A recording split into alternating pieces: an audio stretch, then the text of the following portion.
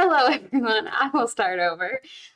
My name is Ariana. I am joined by my dear friend Asha. We are the co-directors of the Consent Academy, a Seattle-based nonprofit that aims to promote consent culture as part of everyday life.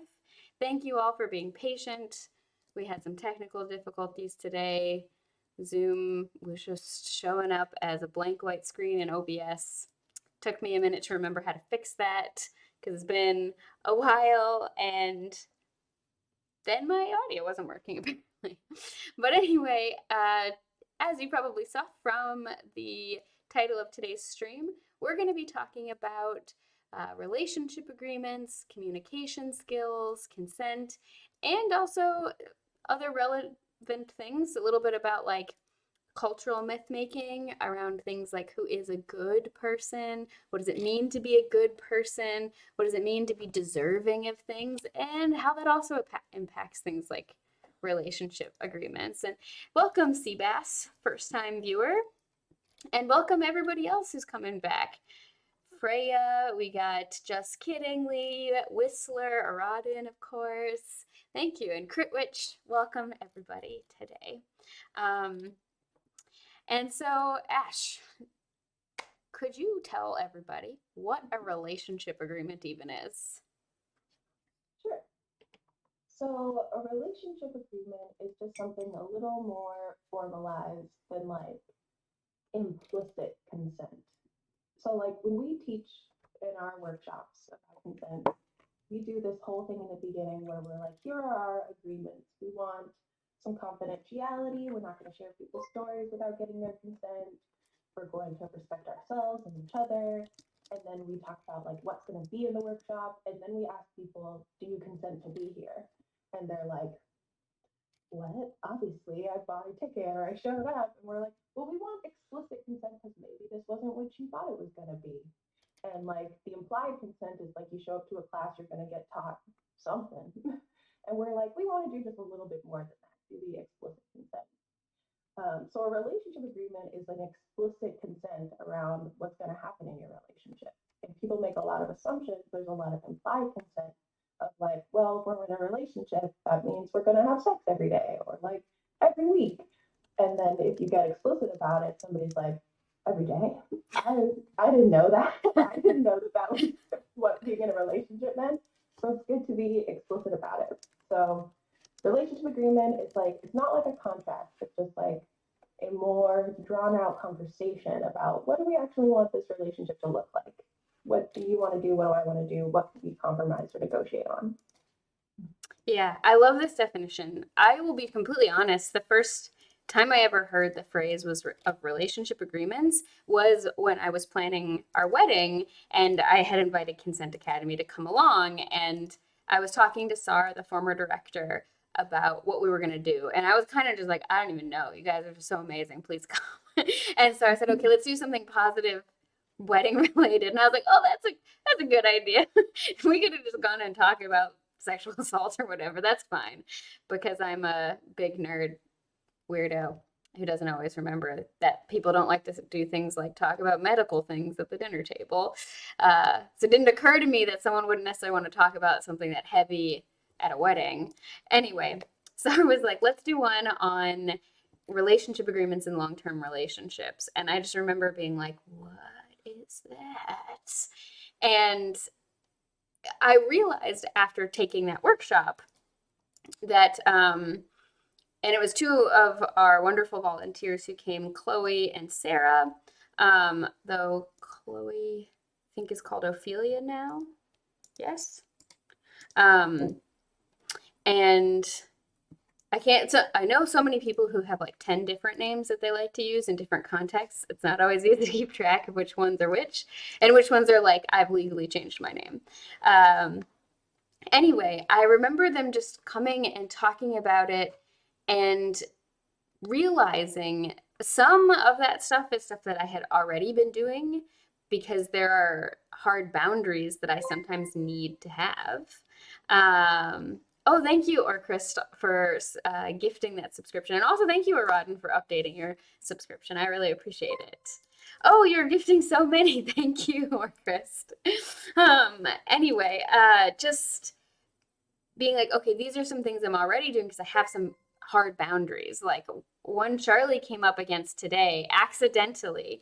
I don't like to get like jump scared. Like people trying to scare me or startle me as a joke has always gone really poorly because I have an incredibly strong fight response and I will just punch and or lunge at whatever startles me. I've worked really hard to work on my startle response because I don't want to punch strangers accidentally. But today I was showering and Charlie was like, I couldn't hear what he was saying, so I said you have to come closer. And then he thought it'd be funny to like put his face right out of the glass. And I opened my eyes after like rinsing out the conditioner, and he was right there. And then I just almost broke the door to the shower because I just started hitting it so hard. And it was just like, so this is one of those things I always say in relationships, like I know it's cute and playful and fun, but you cannot try to startle me because I will probably punch you in the face. And similarly, like I have a very strong response to being tickled. I try not to do it, but I will just like claw you. I will just like grab whatever it is and like sink my nails into it. It's also just like an instinct. These are too hard boundaries for me to. I don't want to have to tell you how sorry I am that you're pleading.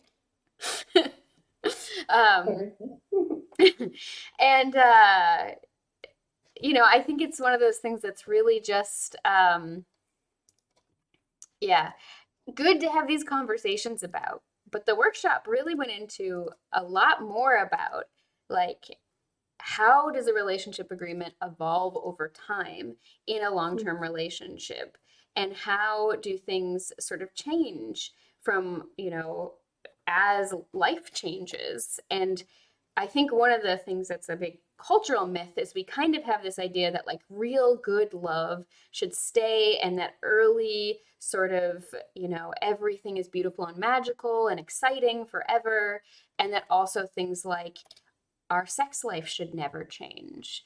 When it's completely normal for people who do have a sexual relationship, for people's sex drives to wax and wane with hormonal cycles, with stress, with sleep, with whatever. And they don't often match after a certain point in time. And a relationship agreement can really help with a lot of these things.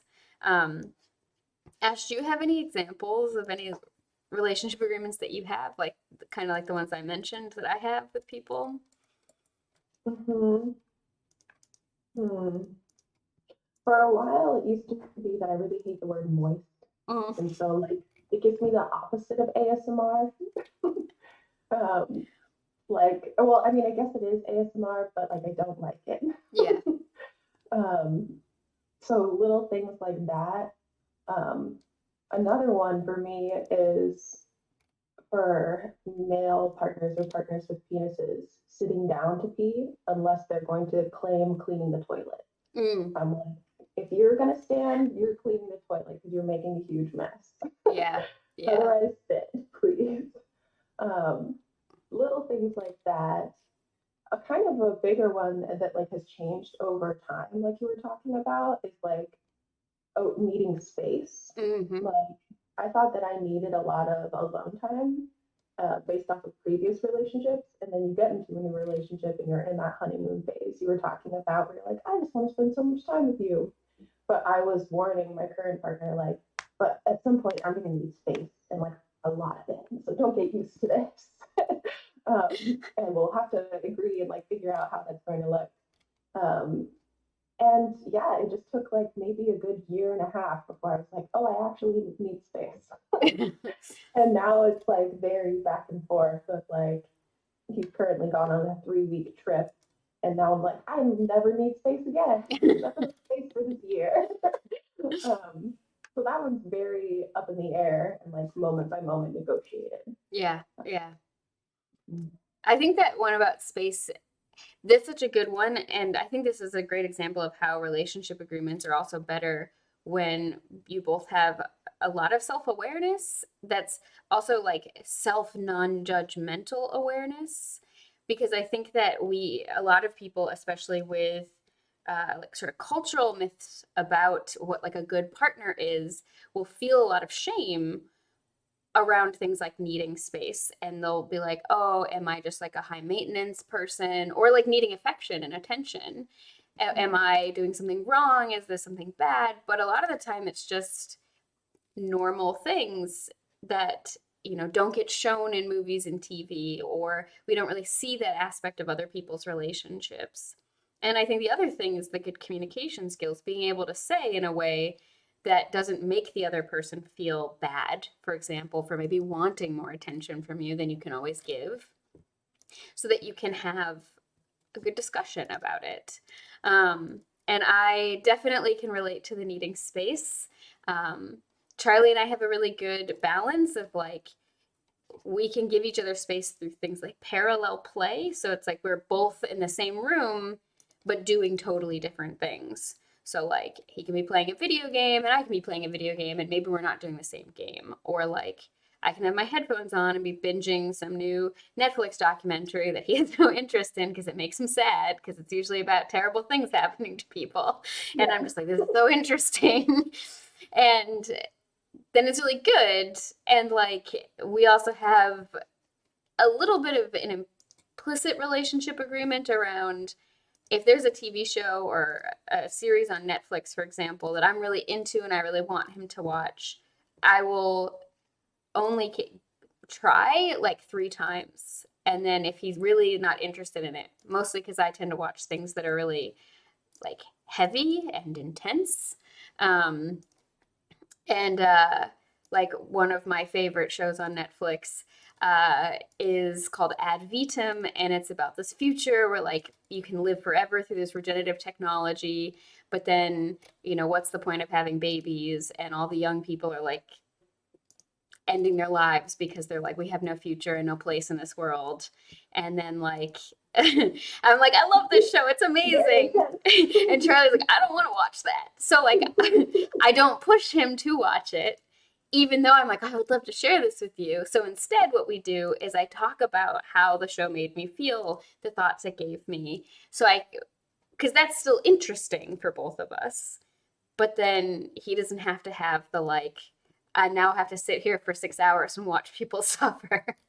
Mm-hmm. That's me with Dungeons and Dragons. Mm-hmm. I'm like, I love how much fun you have playing it, and like, I want the general gist of the story, but I just cannot get into the details. And so I'm like, I want to hear how you feel about it. I want to hear about the stories you're creating, but I don't know anything about stats. Yeah, yeah. I mean, that's also just thinking of Dungeons and Dragons. Like, I love role playing games, and despite the fact that I've played a lot of Dungeons and Dragons, I can never get all the rules to stick in my head, like how to roll for different things. And like, despite like we just did a campaign that went for like 2 years, and I even in the last session I was like, wait, how do I do this? And Charlie's always down to just like explain it to me again, or to like whisper to me before I have to roll, here's what you do, because it's just an ADHD kind of block I have about remembering these kinds of rules. Mm-hmm. And somebody, or Arad had mentioned in chat that he imagines that the quarantine and pandemic has probably affected a lot of needs and wants.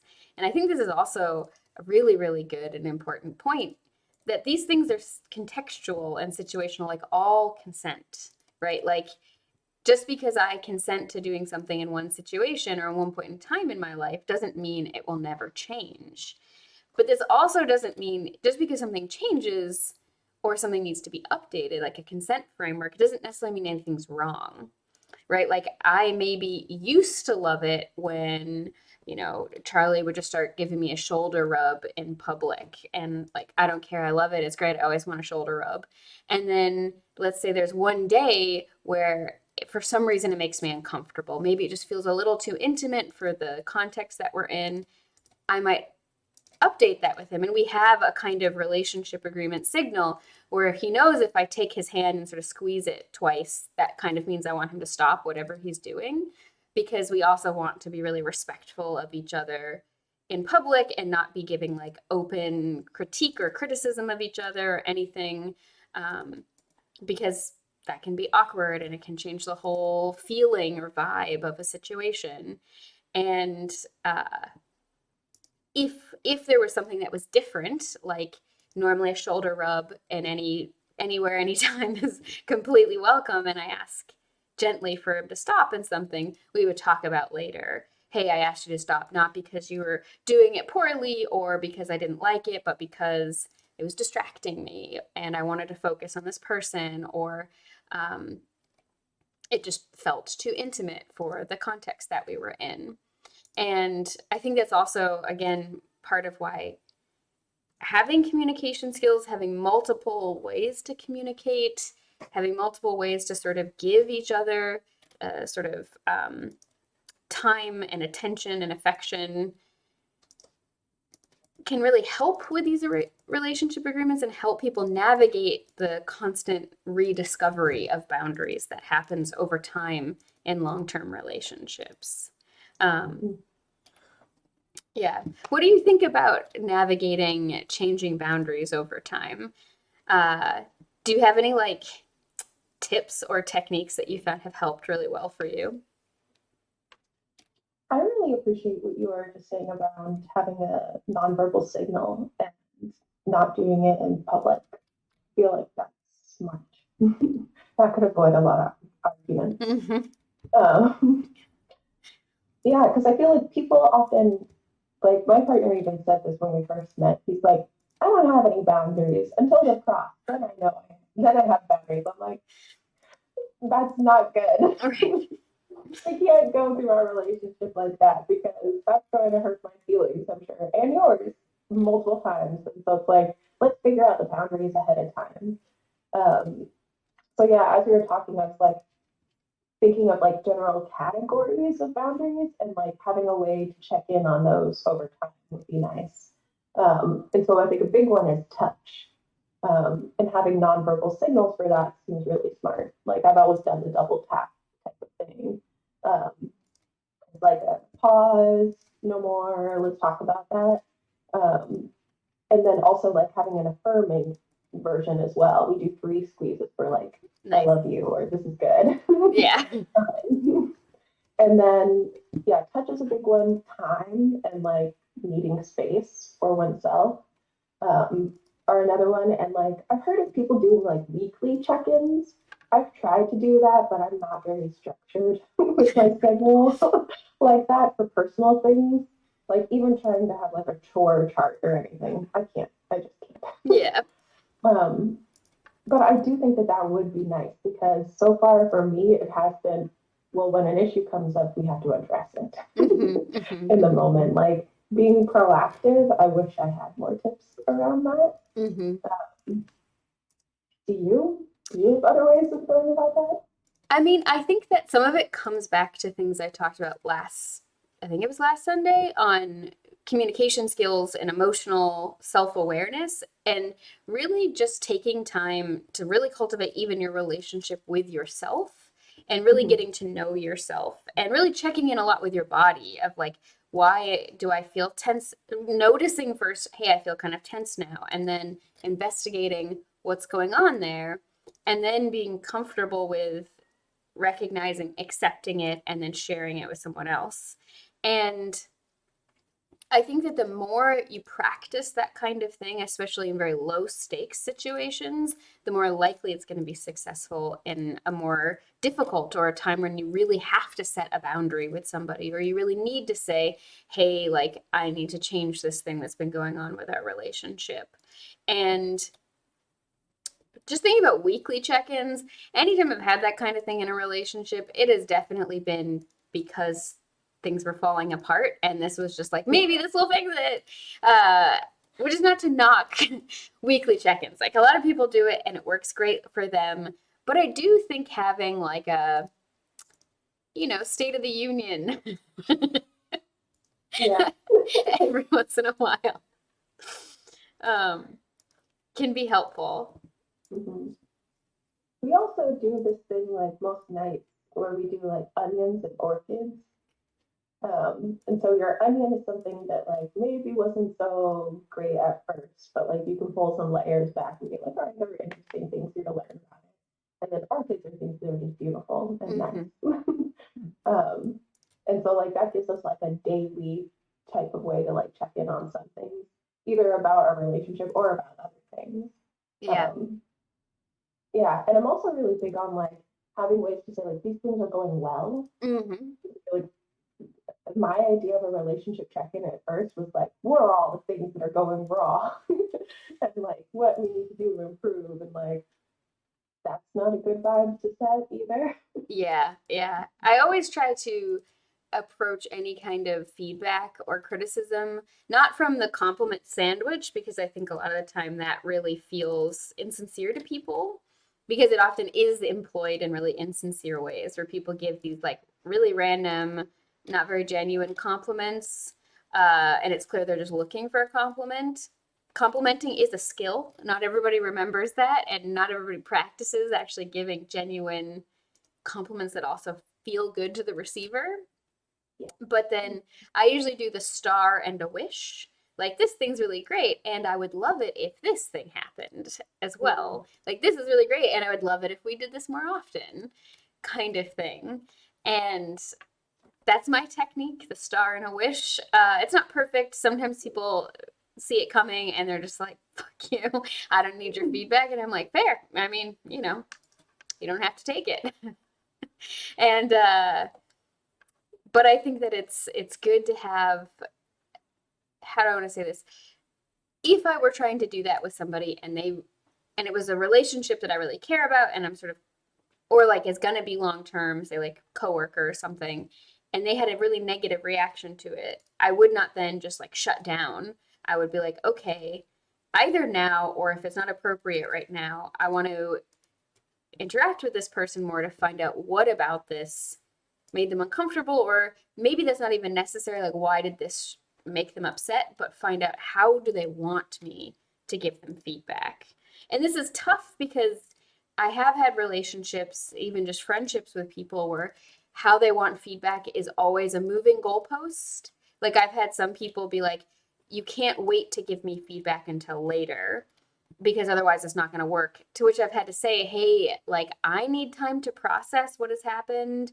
I might have a really strong emotional reaction to something you've said, and I need to wait until I come down from that. Or it might not occur to me until later, like why I didn't feel great in this situation. And then be like, well, if that's the case, you just need to keep it to yourself. There's lots of reasons why those friendships and relationships don't still exist. But what I'm trying to say is that like I would then work on trying to be better at giving feedback and or boundary setting in the moment, and then they would say, oh, it's too overwhelming for you to do it in the moment. And I've had a lot of people in my life, different kinds of relationships, professional, platonic, romantic, where that's a thing. And in all of those cases, what it had to come down to was, what is it about either me giving you the feedback itself, or the manner in which it's delivered that is giving you this reaction? Because it's usually one of those three. There's this really great book called Thanks for the Feedback that's about why people have huge resistances to getting any type of feedback. And it usually is one of these, the book talks a lot about how it's either who the feedback is coming from, how the feedback makes a person feel about their identity, or how the feedback is delivered that will really get people into a defensive mode. And so I think one of the other pieces of advice that comes here is empathy, trying to have as much empathy and patience for people, and like giving people some grace to not be as emotionally sort of comfortable with everything as you might be, and giving people time to sort of figure out why they don't like this kind of thing, or boundary setting makes them uncomfortable. Yeah. But a word of caution, I did spend a lot of years of my life in relationships that should have ended long before they did, because endlessly, I was attempting to be endlessly understanding. So you can't take it too far. Mm-hmm. Yeah. Oh, okay. That reminds me of a relationship agreement I now have. And it's like about boundaries. Like boundaries aren't just what you want, it's what you will not tolerate and will not be around as well.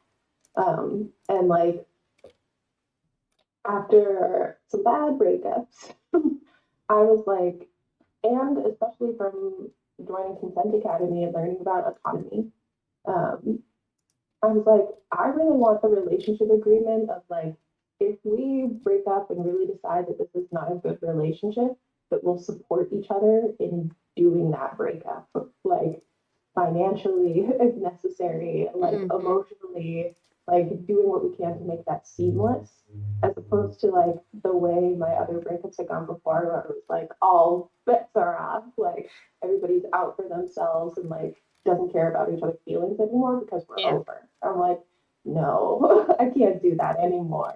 Like, still need the basic respect for each other's autonomy and like as a also as a way of like checking for like a green flag instead of like a red flag for abuse of Mm-hmm. like, yeah, I want to be with this person because they promise to like be still a good person when we break up. Yeah. Like often people don't think about that, like planning for the end of the relationship. And now I'm really big on that. I'm like, ask them about how things will be if you break up. Like, just catch them in a moment and be like, how would you behave if I was like, I need to move out now? What would we do? How would we navigate that? How would we negotiate that? That and also, especially when it comes to sex, like in terms of getting pregnant and an abortion, that's another question I ask people. I'm like, how do you feel about abortion? Yeah. And like before we even have sex, and they're like, whoa, not sexy. I'm like, still needs to happen. Yeah. Yeah. Conversation. That's always one that I've had before sex with a new sexual partner is like, because to me, that's really important. I would not want to have sex with someone because I'm like just unapologetically 100% pro choice. Think abortion should always be accessible. There should not have to be any kind of excuses or reasons. Like, and for a lot of people, they feel some kind of way about that. Like, I know a lot of people who are even pro-choice but want it to be like rare, and I'm just kind of like, no, everybody should just always be allowed to make the decision about their own bodies and their own lives, and I don't want to interfere with that. And that, I guess, is kind of, some people would call that slightly libertarian. I guess in this like one aspect I could be in that category. That and also like other things like drug use, I think people should be allowed to, we should focus more on the effects of drug use rather than, anyway, I'm not going to talk about the war on drugs. That's a tangent I could go on. I think I made an emote for tangents because of how often I go on them. Um, but that's a really important thing. And Charlie and I, I think I've mentioned before, we had 2.5 years of long distance at the start of our relationship. So when we first started dating, we lived a couple hours drive from each other. And then after only 4.5 months, we were on different continents. So our relationship really had to be focused on um, communication with each other. We didn't have the benefit of just like proximity and being able to do a lot of things together and physical intimacy. So we really had to like make our romance happen through talking with each other. And we wrote lots of love letters, like literally hundreds of letters to each other and all of that. But we also did a lot of asking essential life questions. And I asked him things like, how would you react if I went to jail for drug trafficking? Not that I've Yeah. ever done that or would ever do that, as far as I know. I'm sure there are circumstances where who knows how dire of a situation I could be in where I would say yes to that. But I felt like it was important as a hypothetical to sort of understand, would this be the kind of situation where you would just walk away from me? Or would this be the kind of situation where you would visit me in jail every chance you got? Like, I want to know. And Mm-hmm. because I've always also said at the beginning of my relationships, I have three sort of hard lines. Like, if these lines are ever crossed, it's immediately over for me. I will have no more emotions for you. And it was like abuse of any kind, um, cheating, so adultery that they're not willing to stop, and severe addiction that they're not willing to get help for. Um, And the abuse is the hardest one, where like the second this happens, we're done. I'm walking away. Like, don't expect another ounce of warmth from me. And then adultery is more just like if our relationship agreement is for whatever the bounds of our relationship, like how monogamous are we, or like what does monogamy mean to both of us, or are we open? But even in open relationships, there can be cheating and different kinds of sort of things that break both people's understanding of that, and being really like, we need to be on the same page about what this is. Because for me, like I've always said to Charlie, and I feel like this makes him sad every time I say it, but I'm like, if you're ever finding that you're like really sexually or romantically attracted to somebody else, just talk to me about it. Like, probably I'd be like, sure, let's try to have a threesome with this person. because I'm just kind of like, whatever. I want you to have a great life, and like, I don't know, I know I'm a total weirdo, but I've always just been like, just tell me. I would much rather you tell me before you do anything, and we can talk about it and probably come to something that feels good to both of us, than we have this huge sort of hurtful saga in our relationship. And like, and then when it came to things like addiction, it's very much like if it got to the point where it was like really causing a lot of harm, or you were like stealing all of the money from our savings account or whatever. But I always am very upfront with people, like, these are hard lines for me, and you have to respect that. Like, these are really clear boundaries. Um, and sometimes people think that's way too hardcore, or I've had people get offended that they like, why would you even feel the need to say any of this to me? And I'm like, because I want it to be, I want the boundaries to be clear. Like, I don't know, life is messy. Shit happens. Anyway. My other one that I'm probably ridiculous about, but like I'm a morbid person. I like planned out my funeral when I was 13. Yes. And like wrote my will. It was like my sister gets this toy and stuff. But I have this conversation with all of my partners at some point where I'm like, if I die, you're not allowed to date my friends. You're not allowed to date my siblings. Like, no, I don't care how grieving you all are. Leave each other alone.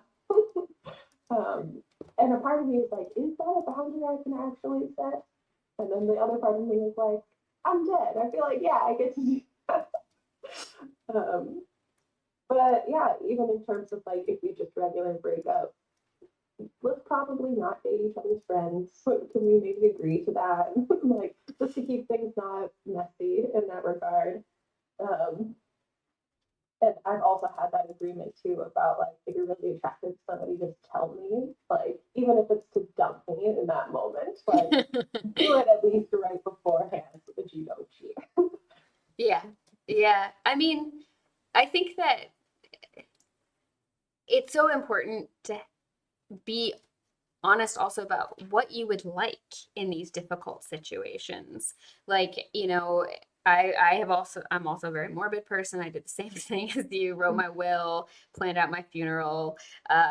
Definitely had some weird when I was a very small child, I had a little bit of a delusion that I might be the second coming of Christ. I think a lot of Christian children go through this phase.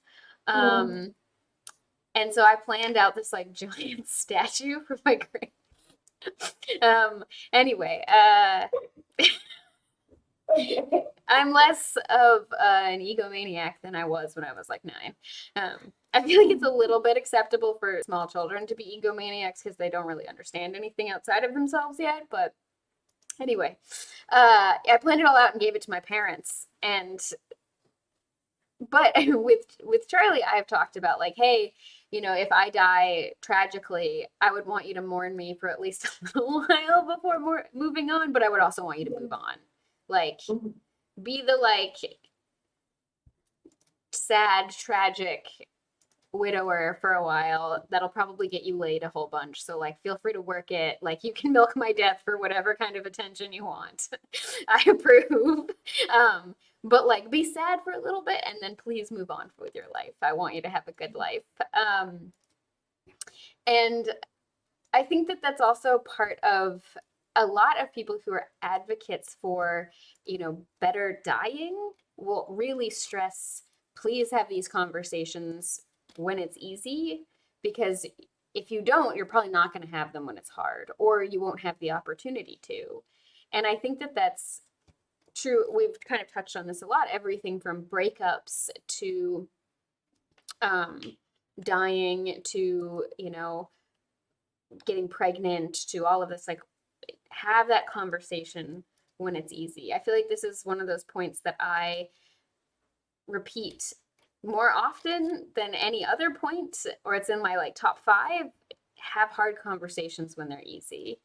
I cannot stress it enough. And I think related to this also, kind of going back to something, if you decide that you're going to go on, say, a break as a relationship, you really need to define what does a break mean. You tell me this now. We had a couple of really interesting things in chat. I want to just read out. So Tibron said 2 things. Got to keep an eye on the balance of emotional labor that each person is putting into the relationship. And also, I have tried to determine how a person I'm interested in dating might handle the breakup based on their relationship history, but I've never thought to actually make an agreement with them about it earlier in the relationship. That's a great idea. Yeah, I also think that it's good to have as you mentioned, Ash, a bit of a financial conversation there. Also, like, if we, bought pets together, who's going to take the pets? Or are we going to give them away to a third party because it's too sad? Are we going to have like oh, go ahead. Yeah, well, no, I just wanted to, before I forget, because that will happen. Oh, yeah. You can do this with people you're not romantically in a relationship with either. Because I see Yes. this with the roommates a lot too, where it's just like, okay, when somebody decides they want to move out, like, what's the plan? How is that going to work? And like, I've seen a lot of drama ensue when it's just like we could have had a conversation before we signed a lease. Yeah. Yeah, exactly. Like, if you bought something together, like you bought a PlayStation together, is one of us just going to pay each other the depreciated cost for their half? Are we going to sell it and then split the money? Like, actually have that conversation. I think a lot of people, again, coming back to sort of cultural myth making, have the idea that this kind of thing kills the vibe, or if you have to have this conversation, it means something's wrong, or like, why take everything so seriously? And it's like, to me, take it seriously, because I don't like lots of drama, and I don't like a lot of like having headaches and frustrations or heartache. As much as possible, I want difficult things to be manageable and easy for people. And I don't just do it for my own sake, it's because I also like, when any kind of relationship ends, I would like it to be as amicable as possible. Um, Also, just because I tend to be a salty person who stays mad for a very long time. And I like to reduce the risk of that happening. Aradin said, I think defensiveness is probably a big reason for a lot of arguments. And I absolutely agree. And I want to bring up that if you didn't catch our last Sunday stream, it's still on the Twitch and it's also on our YouTube. It's clickbaity titled Why You Suck at Communication, because why not? And I talk a lot about some very common sort of ways your brain tricks you that creates more defensiveness and more fear around certain types of communication. And I also talk about antidotes to it. So I recommend checking out that video. And then other people have said lots of other things. Paladin Hulk said, depends on how long someone would be in jail for. Like 30 years, I'm going to move on, but I could wait for 5 to 10. And I think that kind of honesty is important, right? Like, if say Charlie went to jail and there were no conjugal visits, like we couldn't have sex with each other during that time period, I would want to talk about how are we going to meet our sort of sexual needs separately but together, or like separately but still maintain, because like I really love Charlie. I'd want to stick with him if something happened. I mean, it depends on what he was going to jail for, right? Like drug trafficking, fine. Murdering a bunch of something, I'm probably not. But it depends. But I would want to sort of discuss that kind of thing as well.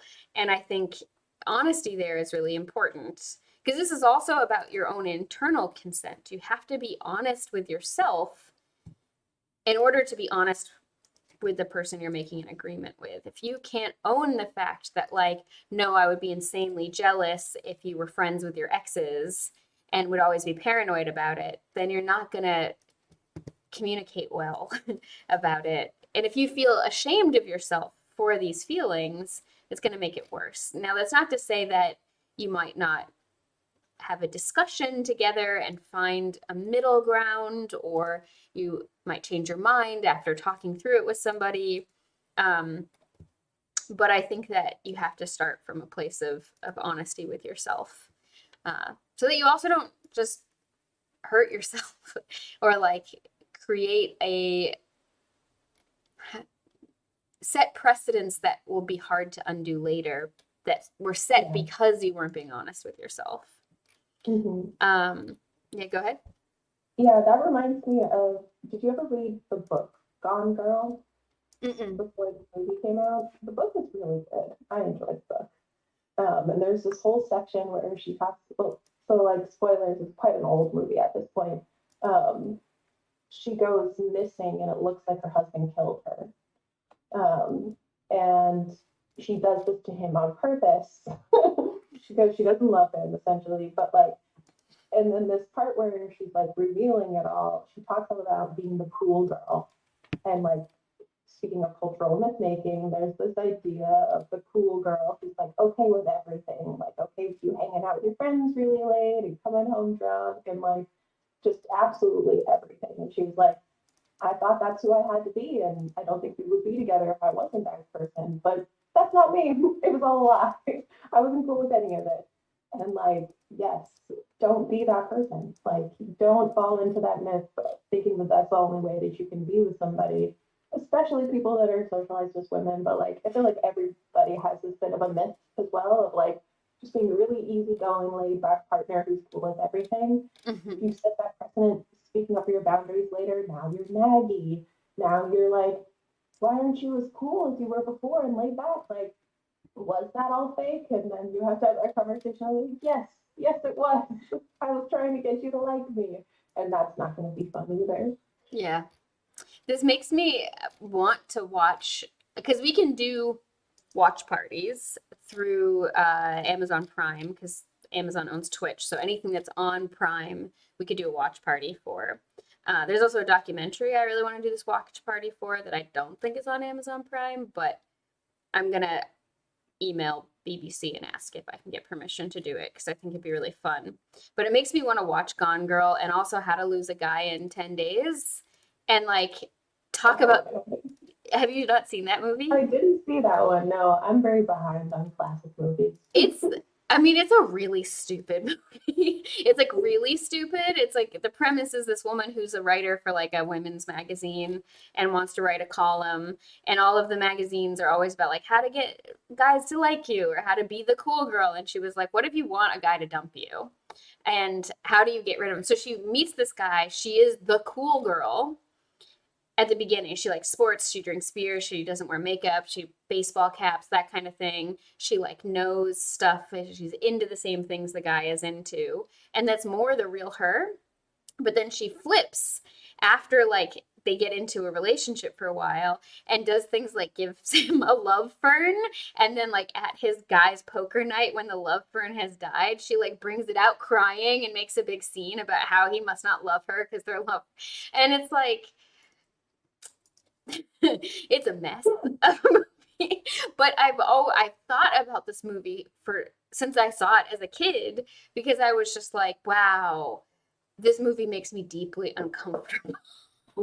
Like I didn't think it was funny. I was just like, this is really not okay behavior. And like also some of the things that are like, why he wants to break up with her, I'm also like, but this is stuff that is normal, and like, why is it being demonized just because it's a woman doing it? All this stuff. There's so much to talk about there. One other thing I don't want to miss in chat is Whistler said, plug for the book Crucial Conversation Tools for Talking When Stakes Are High by Granny Patterson et al. It's marketed as a business communication book, but it's really for all parts of life.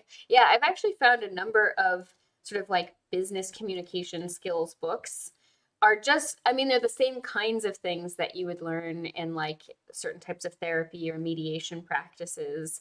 And they're really applicable to every aspect of life.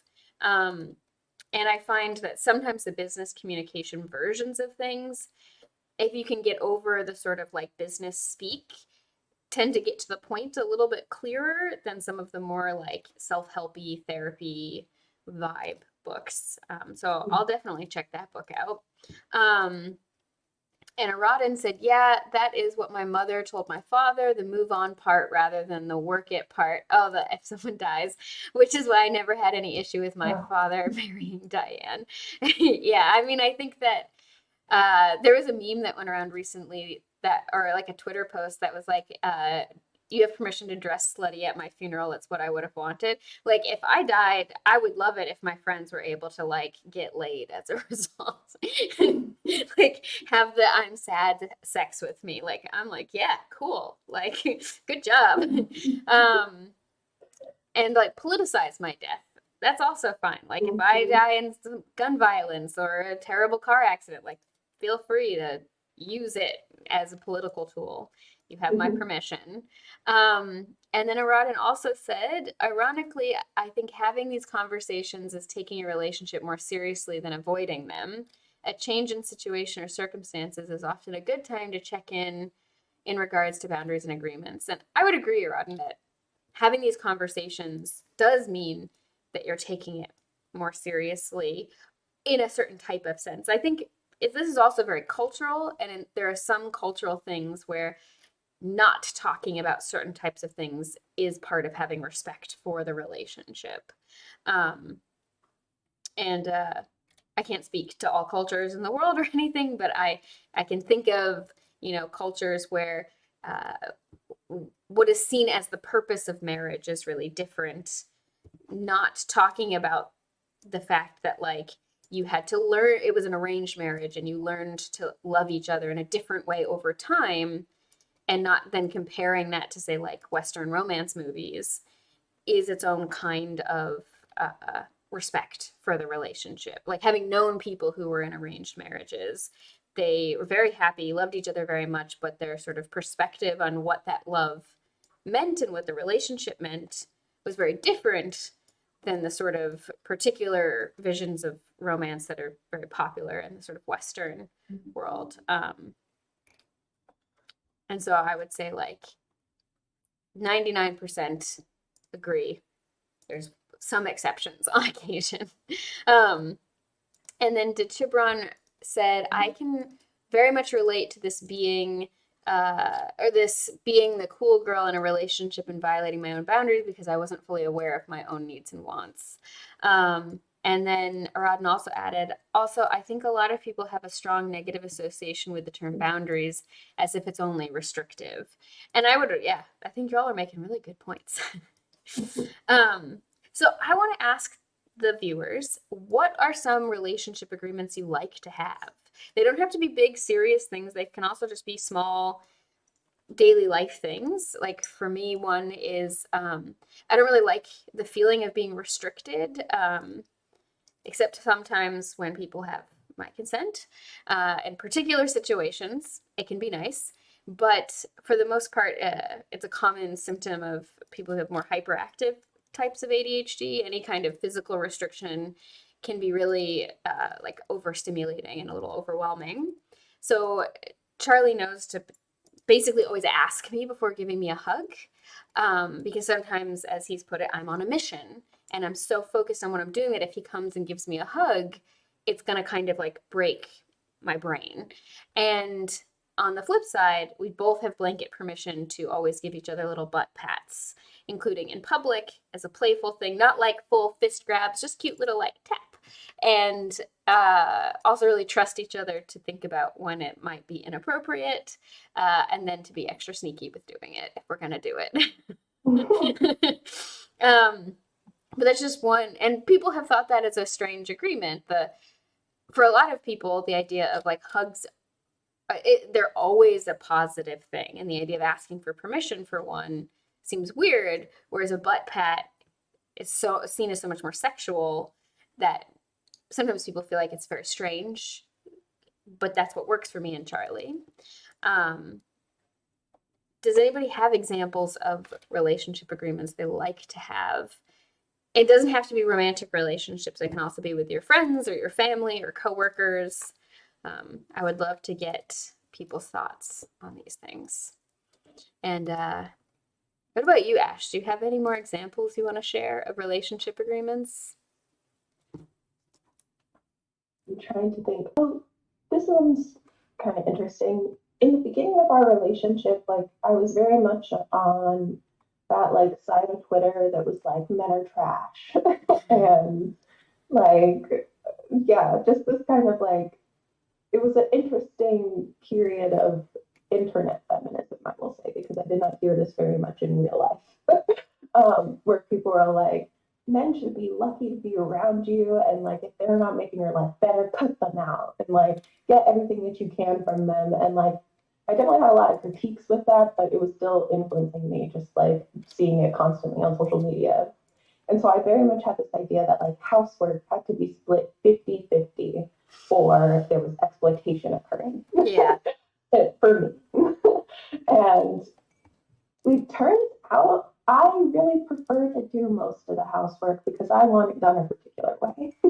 And like me nagging all the time, being like, this is like slightly off and not the way I wanted it, was like more deteriorating to the relationship than like it being split 70-30, like my way.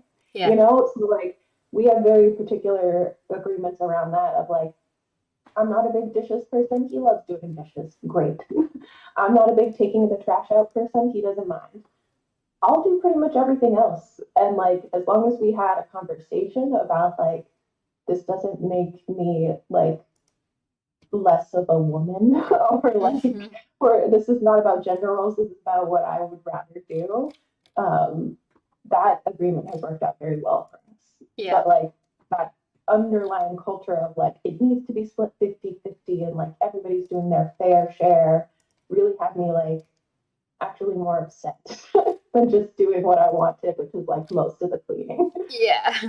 I think that that's really important, especially the whole like if you want something done a particular way, like I feel like there's two real ways to go about it. Either don't punish the behavior you want to see. Like if your goal is I want my partner to say do more of the cleaning, if they clean, don't start criticizing them because you're just going to kill their motivation. Like this is also true of children.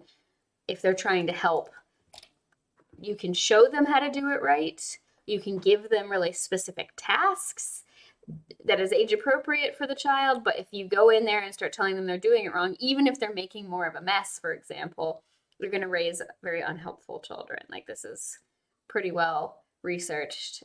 Don't criticize or punish the behavior you want to see.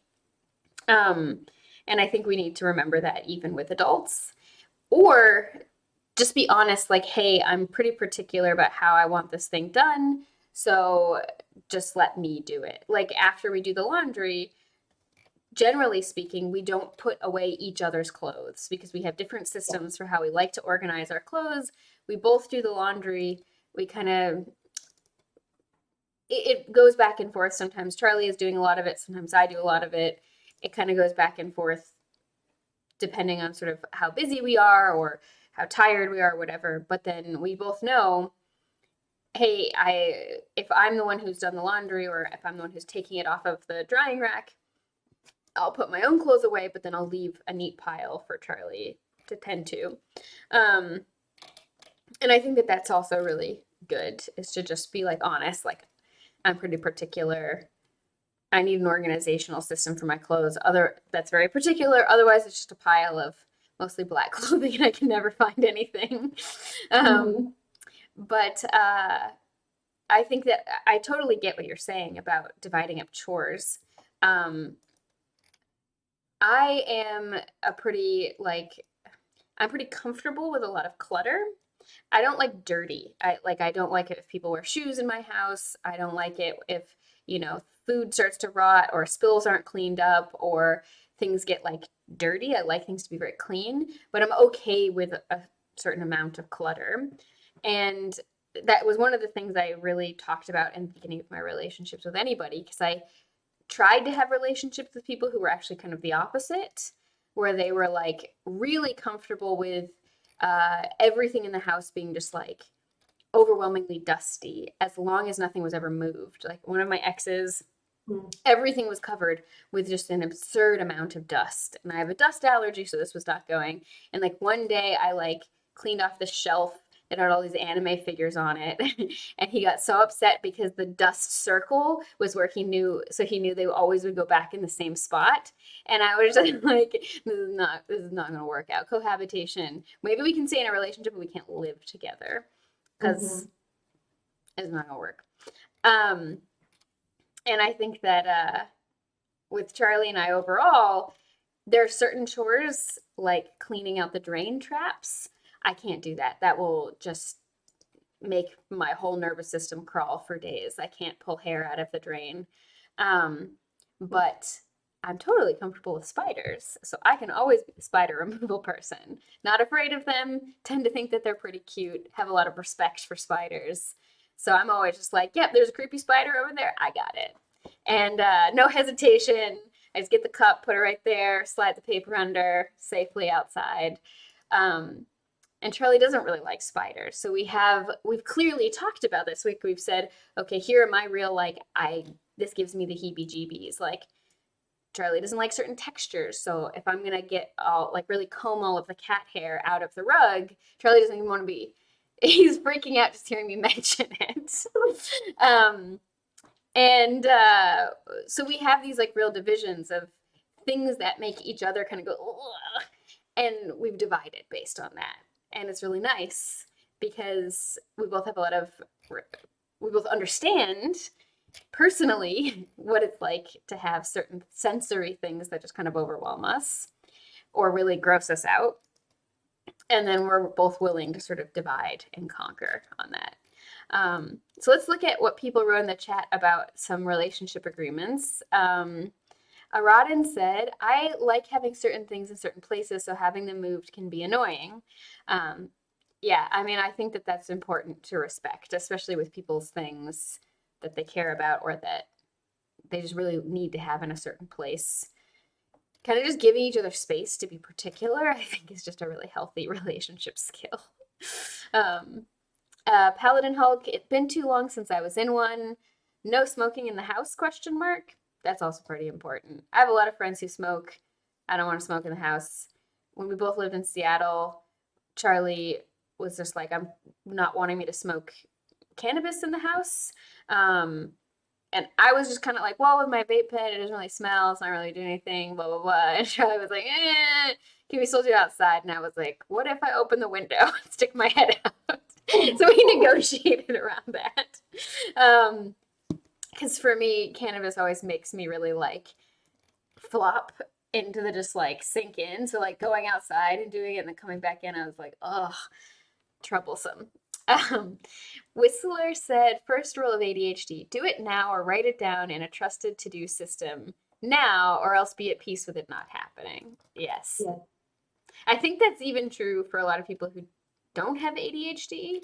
And that whole be at peace with something not happening is, I think, also a larger relationship skill and an emotional health skill. Like, we can get really caught up in having a vision of what something is supposed to be or look like or feel like.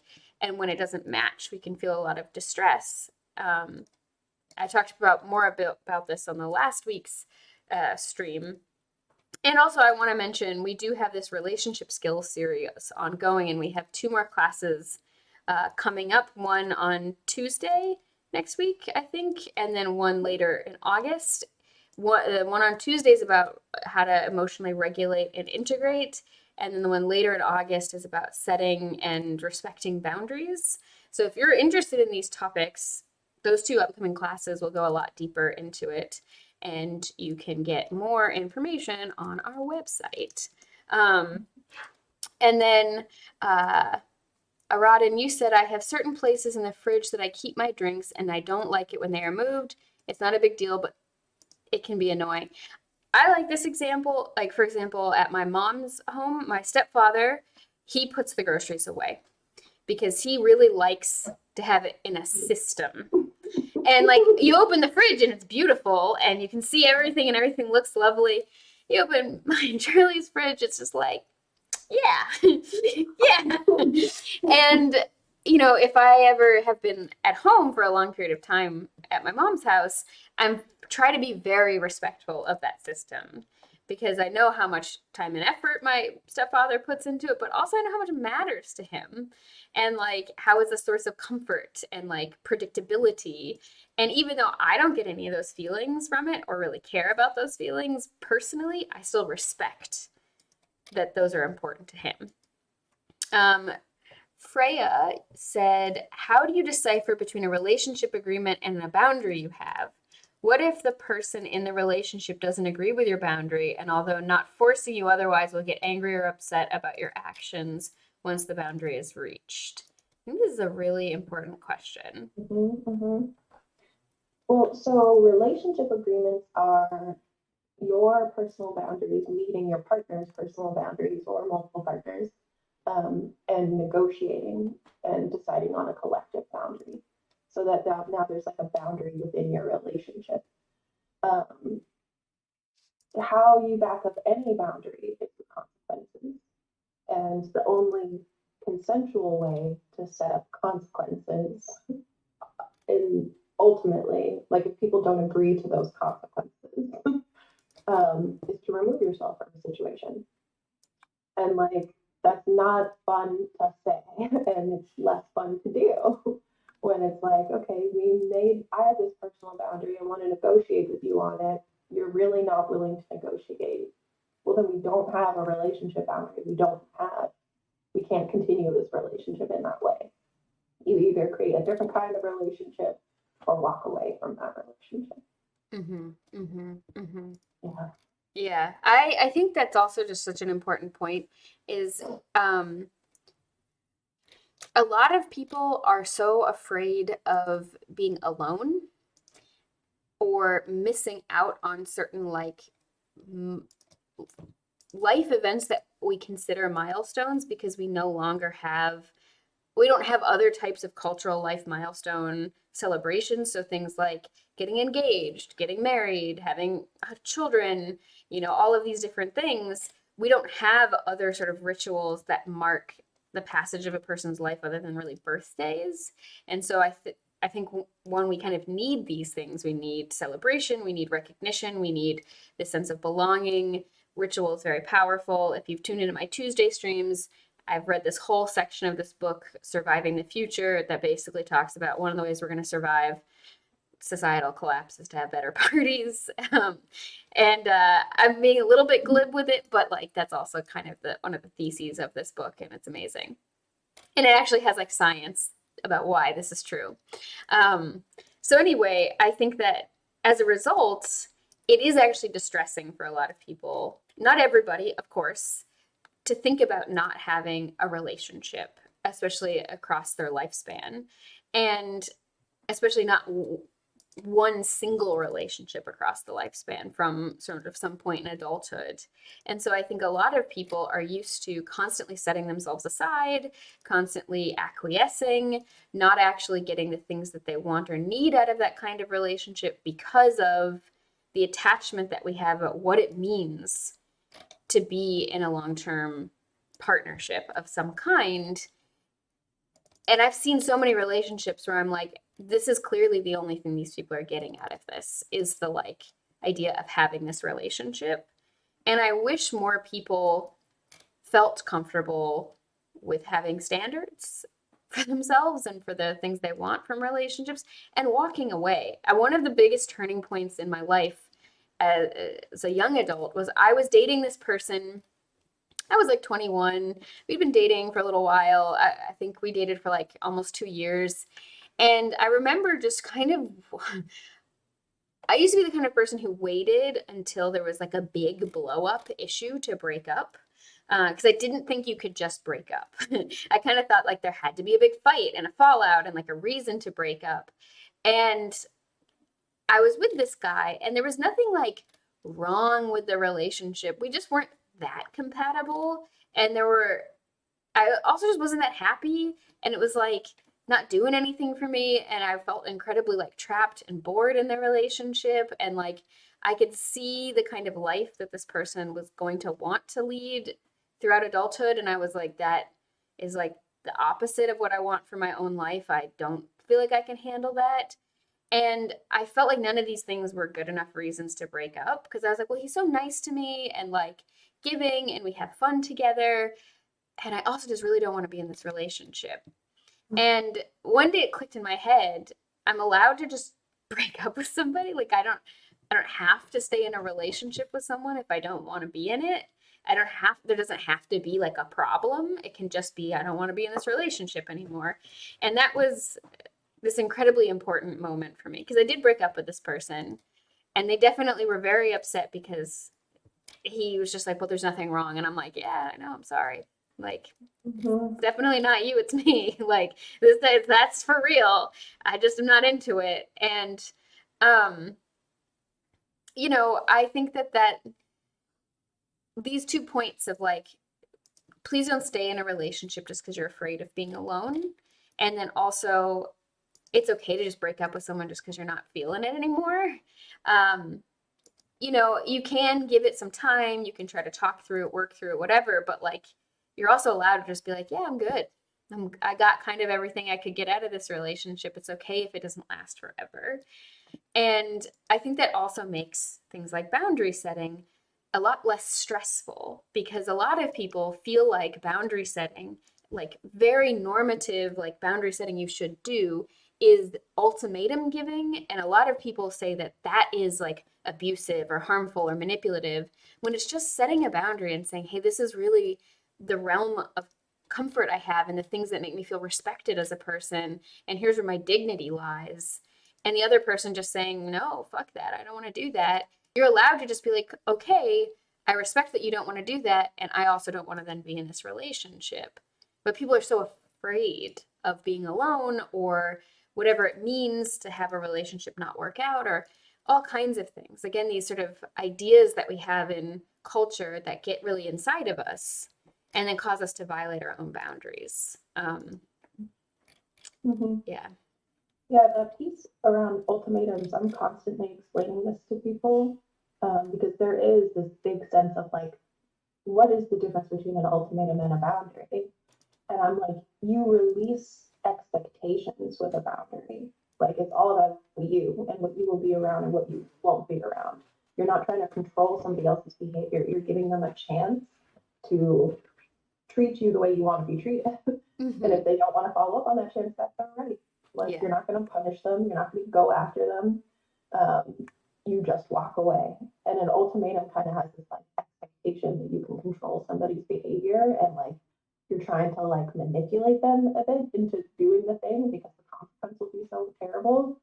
But like a boundary, you release any expectation of that. You're just like, if they do it, they do it, and if they don't, they don't. That's fine. I've got myself. I know what I will do and how I will feel, and I'll be okay. You can choose. You can freely choose how you want to behave around me or not. Mm-hmm. Yeah, really, it's just so important to be secure in that sense of yourself, of like, this is what feels good and right to me. And I know this is getting kind of meta, but like, it is also, it's your life. And like, Mm-hmm. how do I say this? Like, you have a right to be here. You have a right to exist. Like, you Mm-hmm. belong here just as much as anyone else. And you have the right to lead your life for yourself, for like your own life, even though that means many different things to different people and across time and cultures. You don't have to just say, well, this person won't do this thing that makes me feel respected. Therefore, I guess I just don't get this. Like, you're allowed to be like, no. I mean, this is, I think, also one of the reasons why there are a lot of people out there who are against things like divorce being legal, and a lot of people who are against a lot of the feminist movement about like women being able to have bank accounts and like credit cards and own property and have their own jobs, is because it fit the goals of patriarchy to not have women have choices, because then you got married and that was it. And if you were in a bad way, it was really, really difficult to escape it. And then that meant consent was a lot harder to get. And to have a consensual relationship was a lot rarer, even in good times, because even when there was nothing actually wrong in the relationship, because you didn't actually have an alternative. If you can't actually say no, even if you don't dislike what's happening, it's not that consensual, or at least it's not good consent practices. And I think that that's still something to consider today with things that are, political movements across the world that are pushing more regressive in terms of people's rights to agency and access to their autonomy. Yeah. In the chat, Critwitch said, the extra sneaky part is gold. For me, it would be nothing in addition to what is said. It would start with agreement on communication and understanding. It will take work on both and all parties. I think this is in reply to the sneaky butt pats. And I think that's, yeah, I think it's fun. And like if we got caught doing it in like a slightly inappropriate space, I would just be like, Then we have here, Kurtwich said, looks around my condo and whistles innocently. And then Aradin added, the more you communicate, the more you can make things better for you both. I would agree, yeah.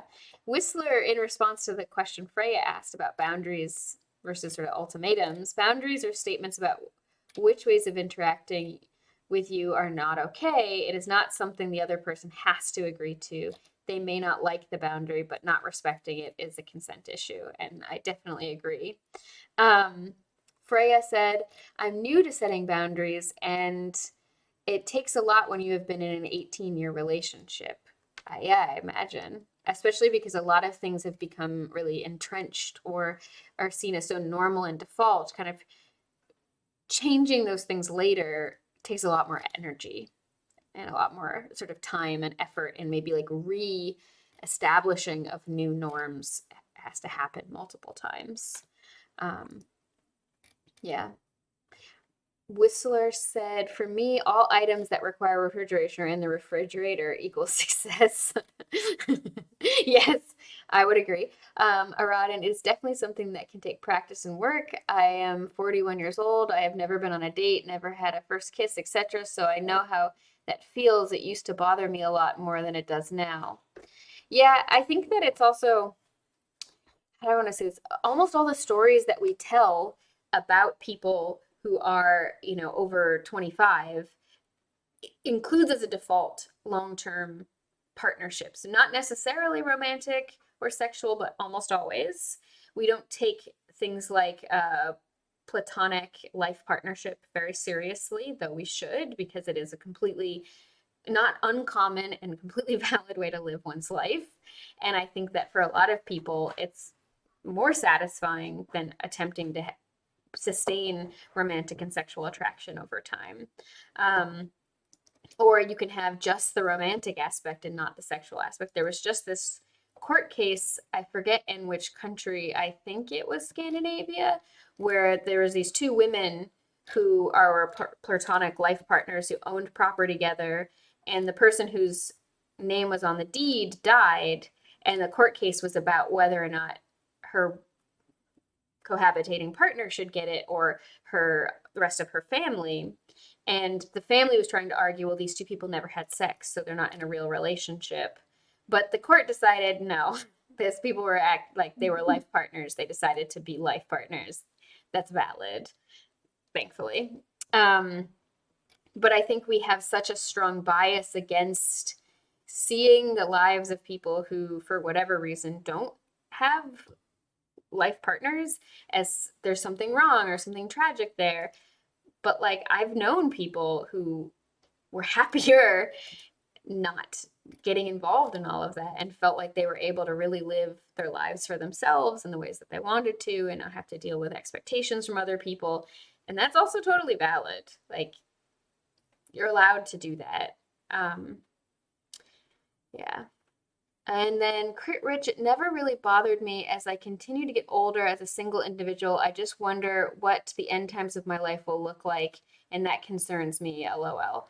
Yeah, I mean, I think that is a valid concern because we don't have very many social structures outside of you have enough money to pay for certain types of care or you're cared for by immediate family members. And I think that uh, that's more of a societal failing than any kind of individual failing for sure. And I think that you can, you know, there are ways to make sure that you have support and are with other people to support you throughout old age that don't have to be having lots of money or having a romantic relationship. What do you think about this, Ash? Yeah, that's that is a concern, I think, for a lot of people of like we do put a lot of weight onto one person that's going to take care of you for the rest of your life. And often like that person feels like this is way too much work. And like, and if you're of similar ages, you may also need to be taken care of. So like how is that supposed to work? Yeah. So like this partnership kind of idea of like just two people, they've got each other's backs and that'll be it is not really reality. Like you don't grow your own food, you don't handle your own waste. Like we all rely on a community. And like I think a lot about how like a government is essentially a set of relationship agreements and like how much of an active participant was I in that process and like how much agency am I allowed to have in that process? In the US, I would say very little. Mm-hmm. um, and like, yeah, that's an agreement I would really like is that we take care of our elderly, of like whether you're related to them or not. I would absolutely do a shift today, giving somebody sponge baths and reading books and feeding. Like, I would totally do that, whether I'm related to that person or not. Yeah. Like, give me the chance to make that agreement. I will do that. But like, do I want that to be my 40-hour-a-week job?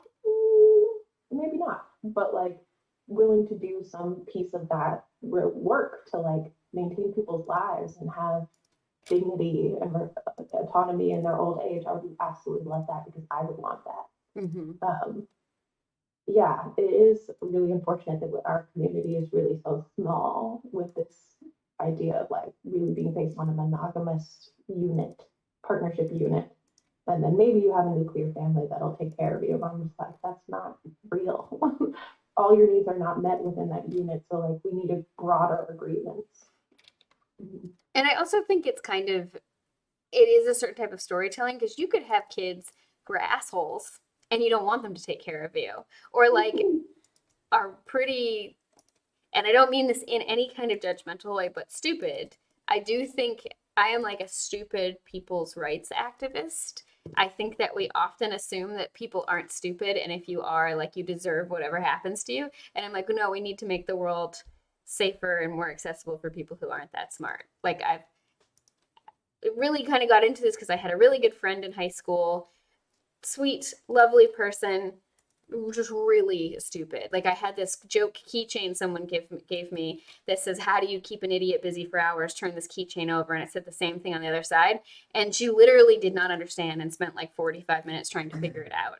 Like that was kind of where she was at, and I remember just how much harder life was for her and how people would mistreat her because she was kind of stupid and how much she struggled with so many things. And so that really kind of radicalized me about like we have to remember that stupid people exist and also deserve to have nice lives.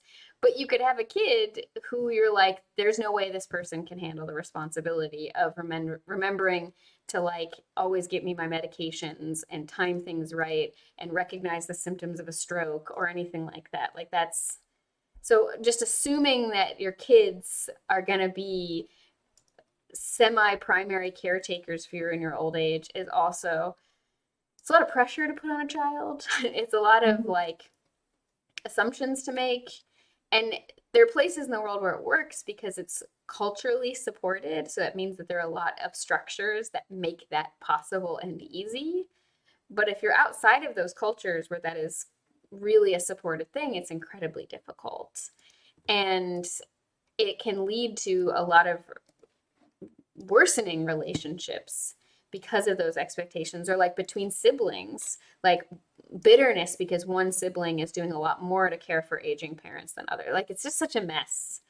And I talk about this a lot on the Tuesday streams about like one of the most powerful tools we have to increase collective and community agency and improve community level consent is to actually know our neighbors and have relationships with them.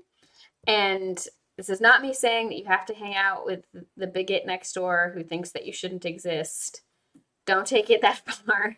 But like, do, do you check in on your elderly neighbors? Do you know their names? Do you know, like, do they have family that is aware of them and that they're connected to?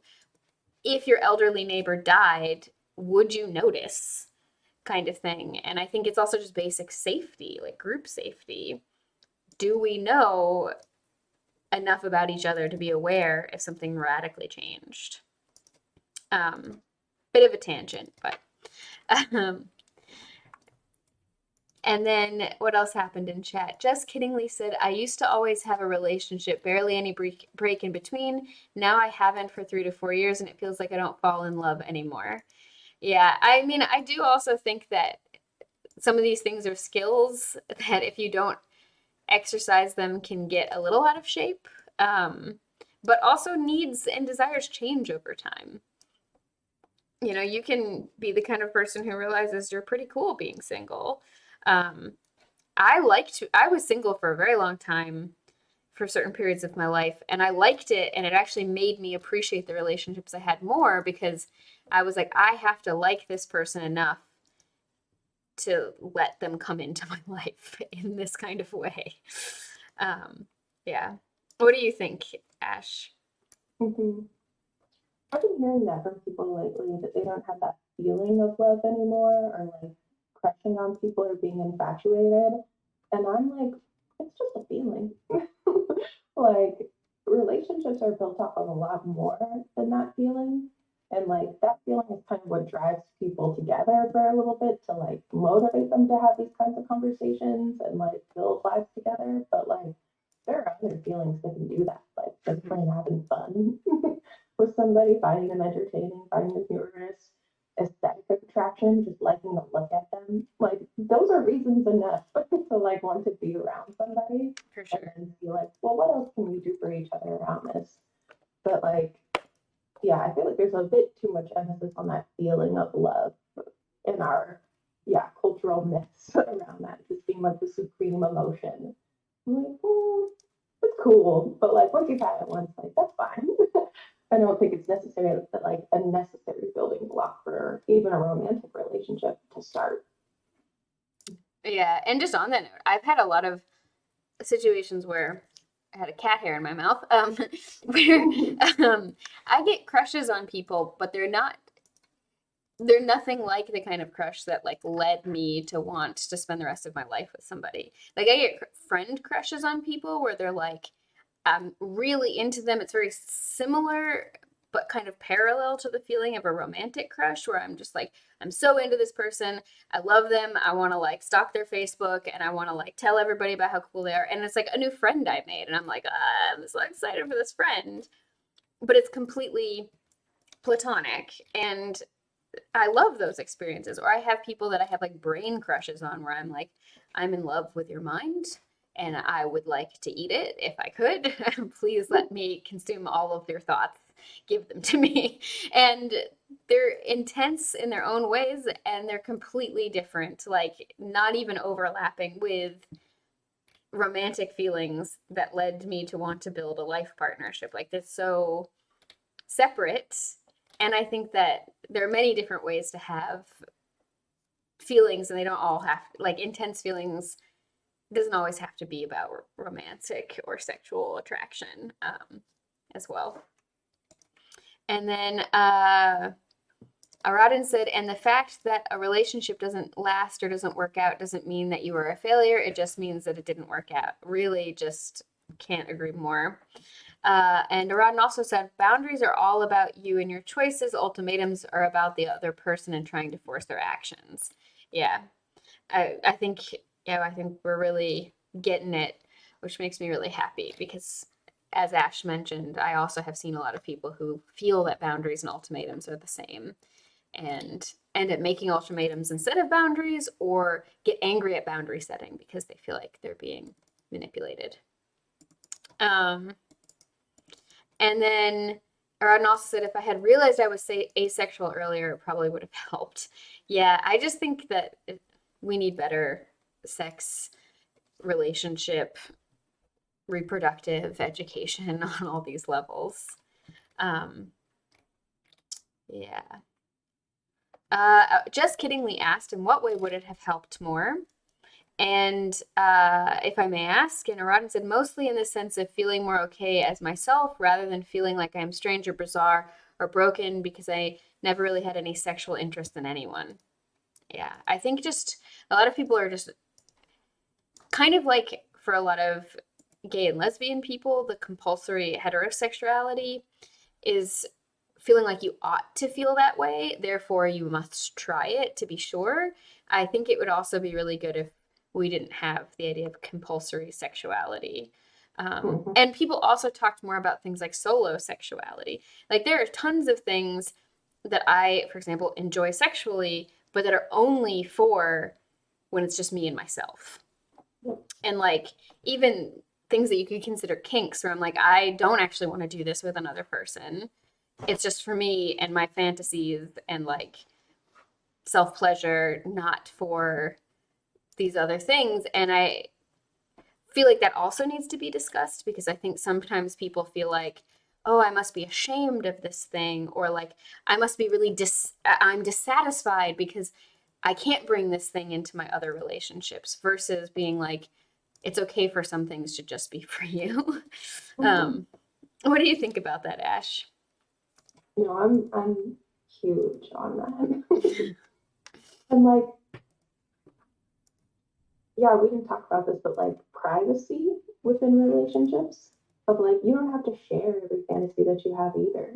Like that's not dishonesty or like not being intimate in a relationship, not wanting to share every single fantasy you've ever had. Like you are allowed to have that. Just for yourself and probably like I would really encourage that. To have like a little bit of privacy around what's going on in your head. That should be your safe space, which you can fall back onto at the very least. Um, yeah, and like around the asexuality, it yeah, sex ed is just so terrible. Or like you don't, I didn't hear about it as a child, as a teenager. I learned about it in college and was like, cool, that's very helpful. Um, I only ever heard it used as like an insult before then, not as like a legitimate identity. And that's bullshit. I hate that. um, yeah. Yeah, I think, yeah, I just really, really agree. And coming back to privacy, I think that we sometimes feel like we have that myth about being in a relationship means sharing everything. And it's like, I feel like it's okay to not share everything. And in some ways, it's healthier to not do it. Like, it's, and not for the sake necessarily of maintaining some sort of mystery or whatever, because that's also a sort of myth that you both have to be constantly like, ooh, what is this person? They're so enigmatic and hard to like. We don't need to do that. We don't need to play games or anything, but you know, there are things that I'm like, okay, unless I'm like horribly ill and need comfort, I would like to be alone when I use the bathroom. We can talk to each other through the door, like sure, we if we're having a conversation, but like my siblings and I always, like, if one of us had diarrhea or something, would like hold the other's hand and rub their back and comfort them. Wild. um, I'm very close with my brothers, and we really, really love each other a lot. Sometimes people have thought that it's like weird how close we are and like assumed gross things about us, but it's actually just, I don't know. Growing up in a medical household, none of that stuff was ever weird to me. I've always seen like its own kind of dignity in things like help with toileting, and like most of us, if we live long enough, will need help with toileting, and there's no shame in that. And also, for the most part, I want to be left alone while doing those things. It's not about shame. It's like I just don't need the distraction. I don't need the whatever. It's like similar to when I was a teenager. I worried, do I have a weird orgasm face? Like I'm always like, do I make weird faces while pooping? I don't need to find out, and I don't need anyone else to find out. I'm kind of joking, but also not. But the thing is like it's okay to want to have privacy and to just want privacy for the sake of privacy. Like, generally speaking, one of the relationship boundaries Charlie and I have is that, like, we don't just read each other's chat messages or text messages. If we see them accidentally, we always kind of say, oh, sorry, I saw your message. And a lot of the time it's not because we're hiding anything from each other, but because friends will send us incredibly personal information that they might not want other people knowing. And that's about also respecting other people's consent who aren't necessarily there with us. And then I also tend to tell my friends, like, hey, if you tell me something, unless you tell me not to tell anybody, you should probably assume that Charlie knows too. Because unless you tell me it's a secret. Like, if you tell me it's a secret, I will never tell anybody. I'll probably forget you even ever told me it, because that's how much secrets are like a special thing in my brain. I will probably forget it. But otherwise, assume that Charlie is going to know. And if you're not comfortable with that, let me know. Or, like, don't tell me things that you really would not want Charlie to also know. And similarly, like, if someone wants to have an intense conversation with me through like text message, if I've been drinking or using cannabis or I'm just like really tired, I always tell people, hey, I'm down to have this conversation, and you should know I'm really drunk right now, because they might not want to tell me these personal things when I'm not in a sober state of mind. And I feel like it all kind of, these are also types of relationship agreements, but also good consent practices, like being forthcoming with this kind of essential information is really nice. And it also helps respect people's desire for different types of privacy. I have had friends where I really like them, except I don't like drunk them. And so I wouldn't want to tell drunk them private things. And I don't want drunk them to know anything about me, but sober them is great. Yeah.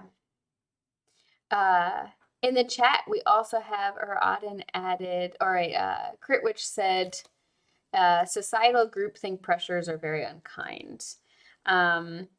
And then there's a little bit discussion about my advocating for the less intelligent and our former president.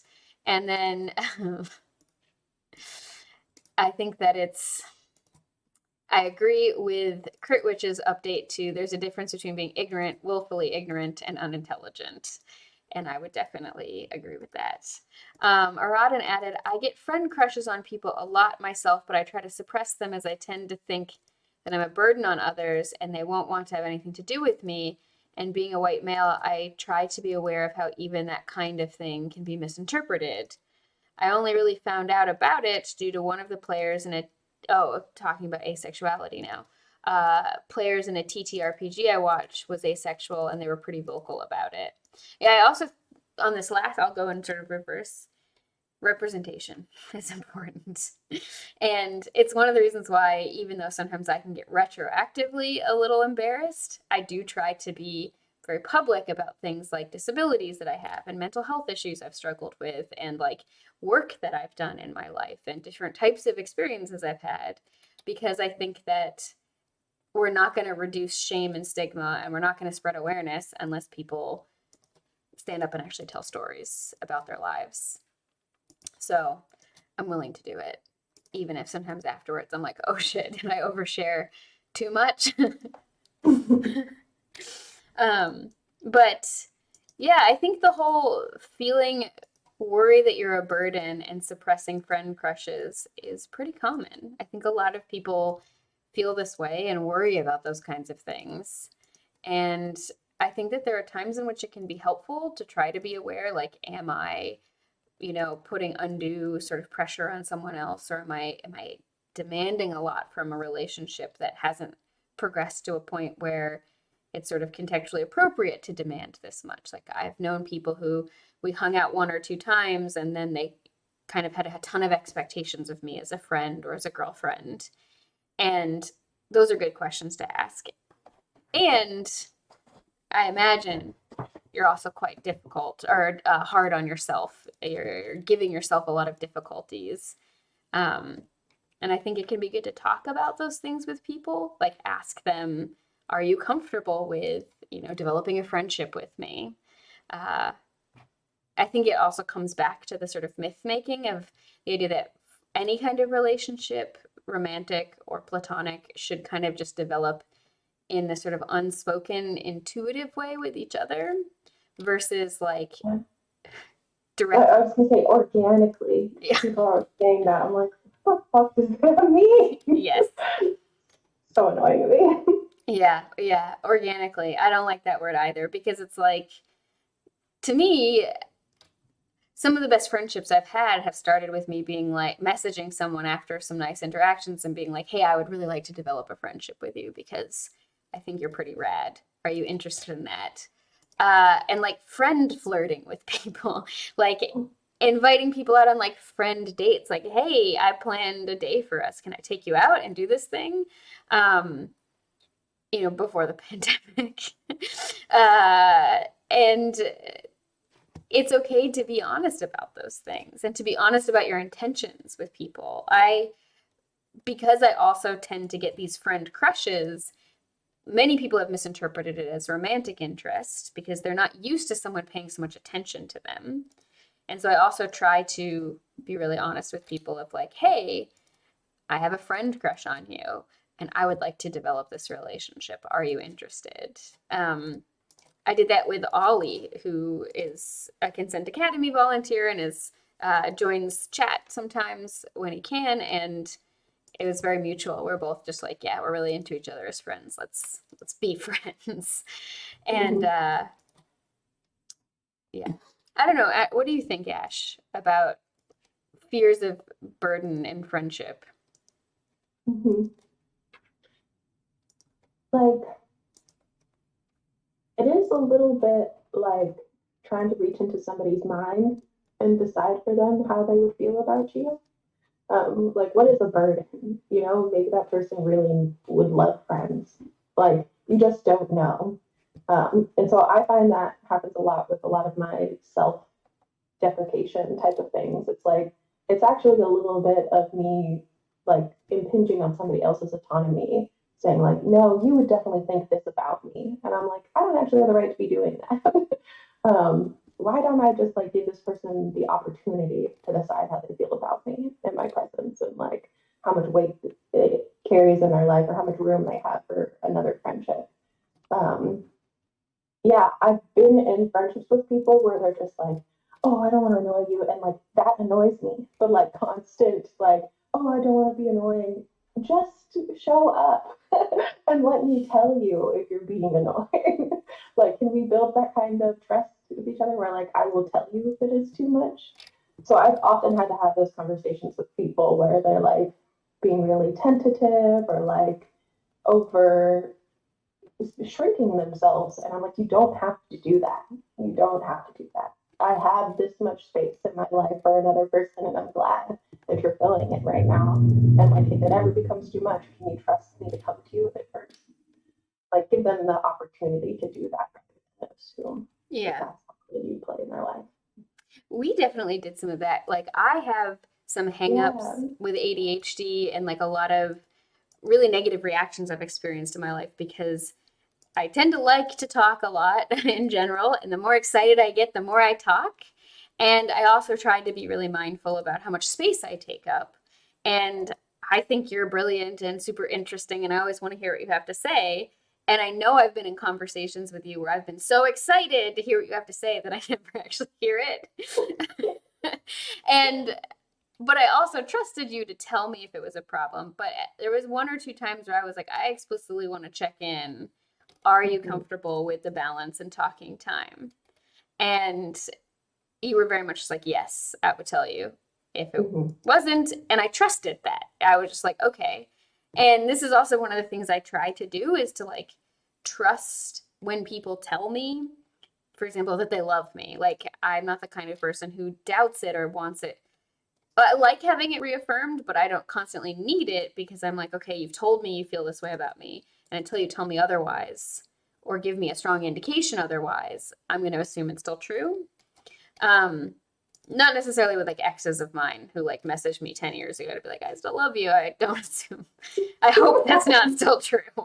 Um, anyway, and I think that it was good because it was nice to have that trust, but also some explicit, affirmation of it.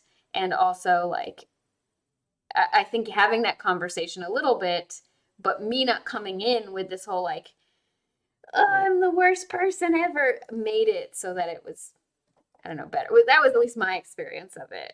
Would Yes, you I agree? would agree. Okay. I would agree. Mhm.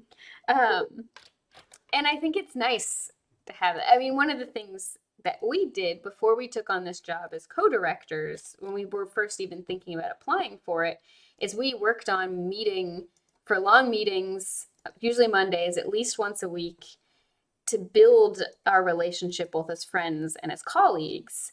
And we set a lot of relationship agreements. We looked at the job description and talked about, okay, what are the things that each of us is good and not good at? What are the things that we hate doing or interested in doing? And what are the things that we're going to share because we both don't like it?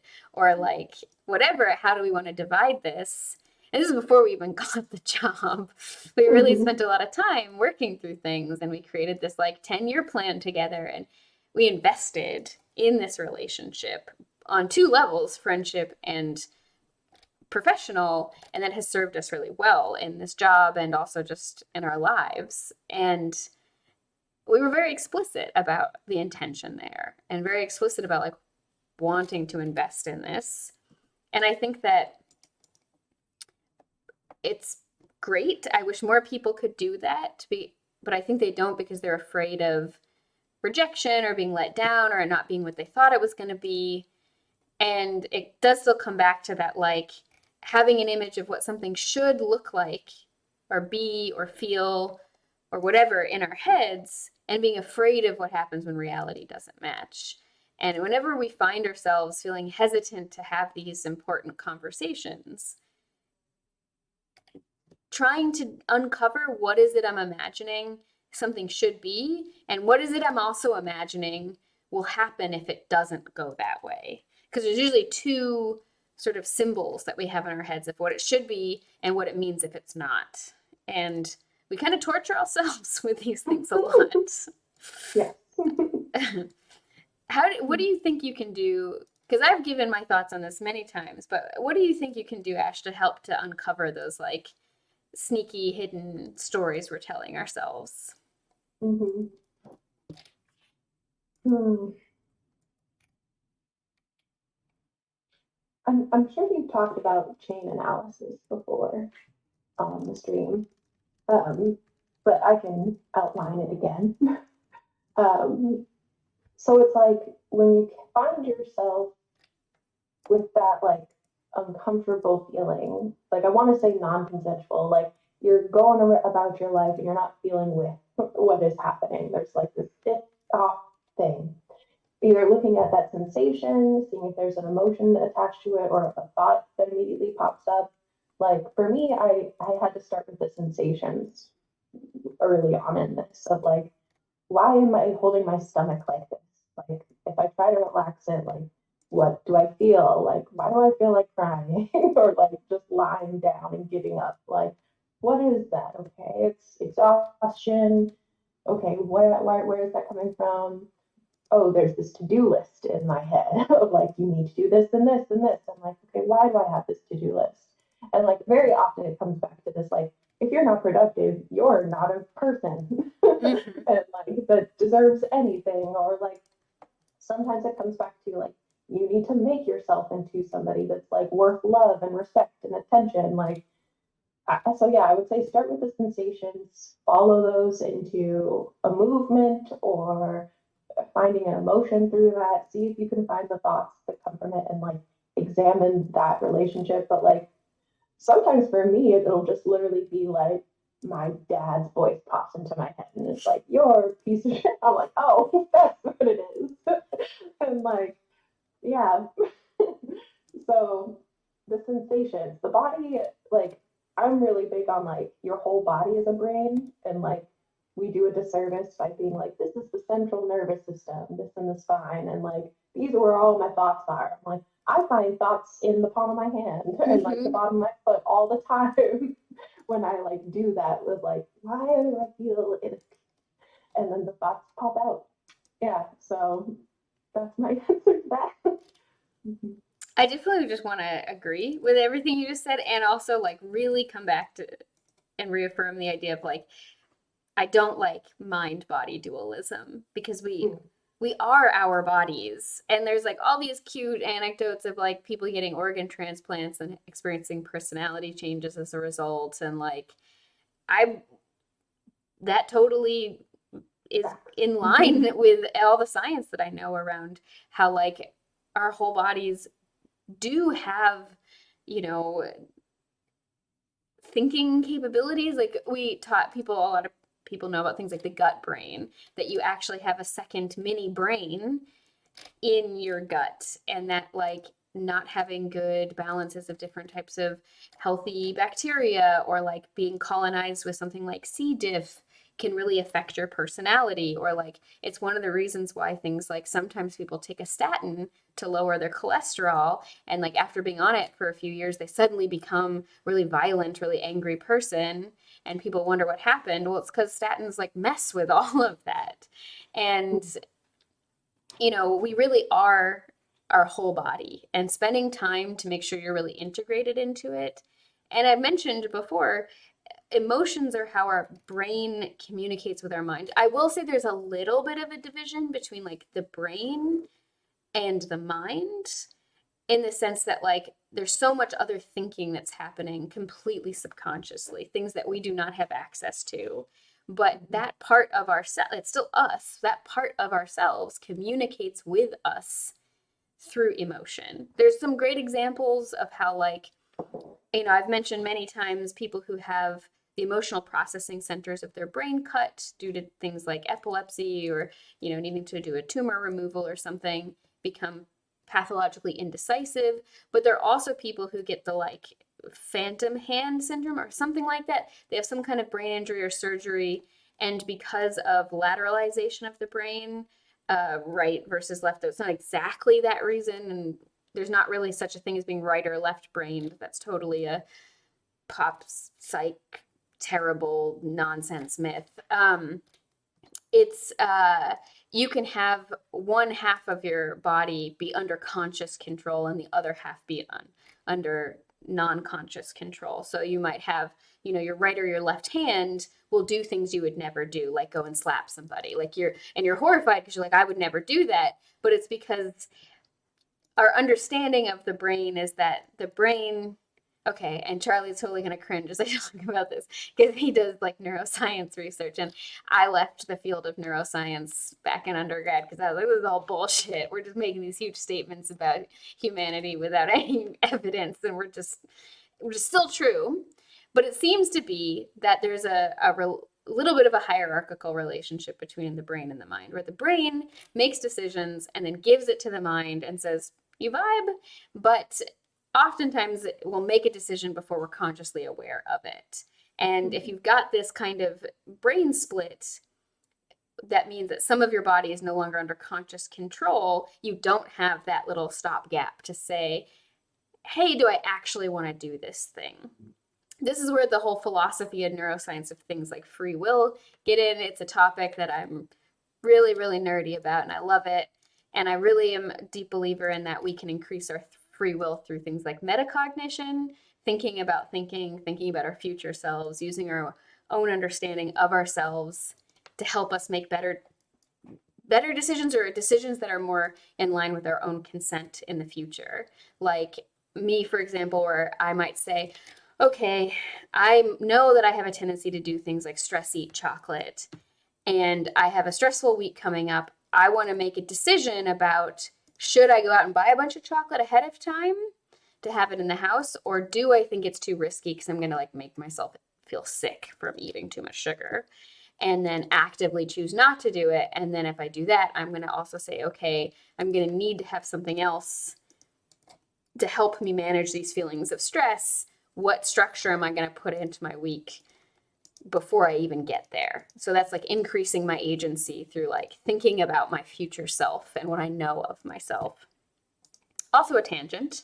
But I think that this mind-body duality hurts us, and really being integrated into your body and being aware of what your body, like, I know my brain is chewing on something that doesn't feel really consensual to me, sometimes from my past, sometimes something recently. If I feel like I need to lie down on my bed on my stomach and just kick my bed as hard as I can, like that's often a way I deal with like I feel a lot of emotions of like lack of autonomy in my legs, and it usually just means I just want to like kick things. And like if I lie in the bed and I like kick it as hard as I can, sometimes without even being like making the decision to do it, I'm like, okay, what memory are we visiting today, brain? Give me the movie playback, let's see it. And then I'm like, oh yeah, this, let's think about this. Yeah. And I think it's just important. Get to know yourself that way, and not to be too like woo about it all, but like it's an act of self-love and like respecting your own existence, being in love with the fact that you exist, and being like, okay, I really want to know myself. I try to romance myself all the time. I recommend it.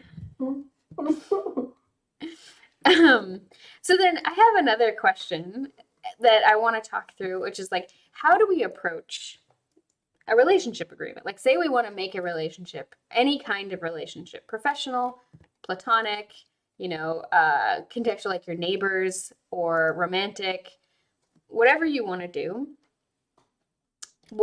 How would you even begin that? What do you think, Ash? How do you like to start that kind of conversation? Mm-hmm.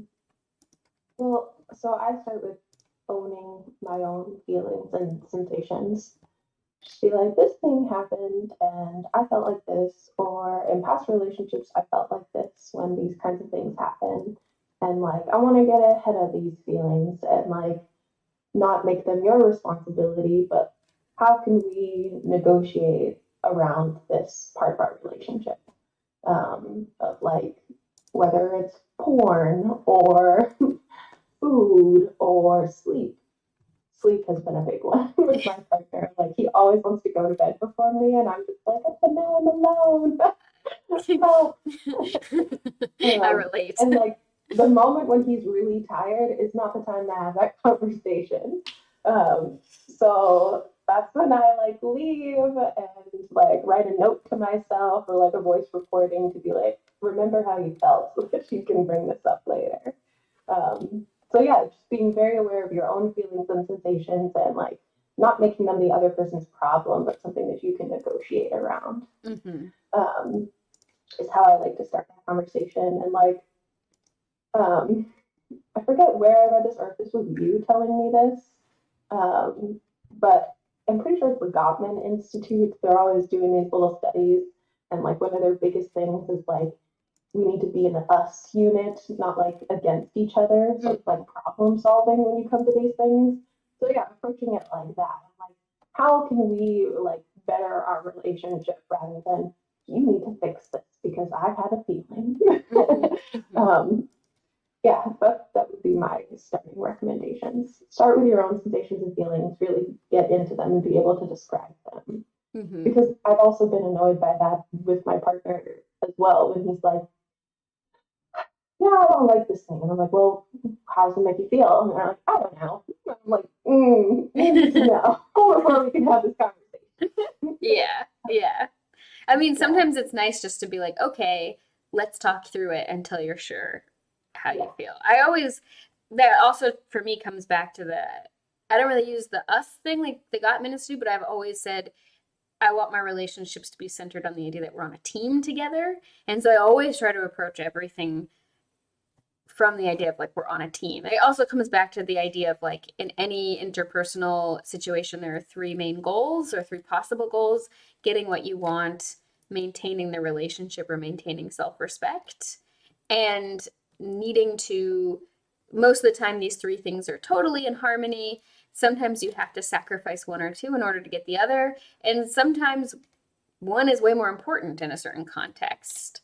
And for me, those sort of like three ultimate boundaries that I had that I mentioned earlier are about maintaining my self respect. Those come down to these are places where my self respect is my highest priority because these things are so going to so fundamentally change my own experience of my life that I have to set a hard boundary here because that's not the life that I want to have. And um, it's okay if people don't like it or feel some kind of way about it because it's my boundary. It's not an ultimatum. I'm down to walk away in these cases. But then I also think it's really important to, keep in mind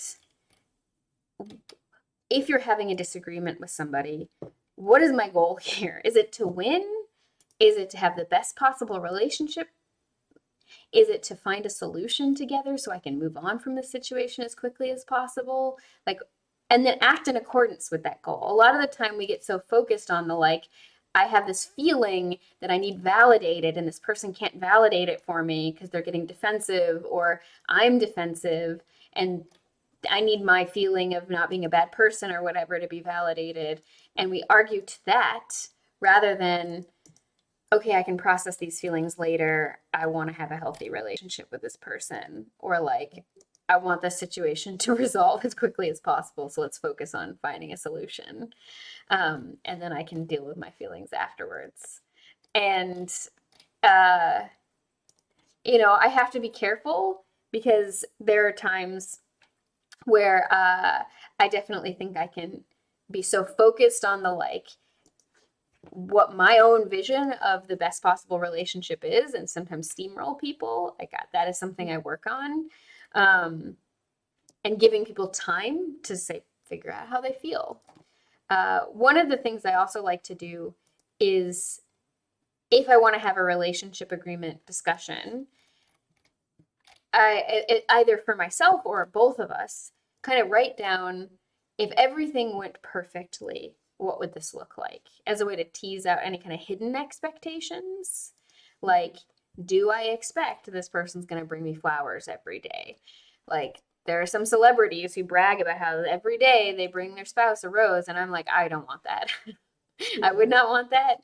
But, like, if I had that as like this would be such an expression of love, I need to be aware of that. And I also need my partner to be aware of that. So, really trying to tease out hidden expectations. Um, yeah. What do you think do you have any other tips for teasing out hidden expectations? watch rom-coms together. Oh, yeah, that's a good one. And see if you're like, oh, that's cheesy and I don't like that, or if you're just like, that's kind of sweet. Yeah. Yeah.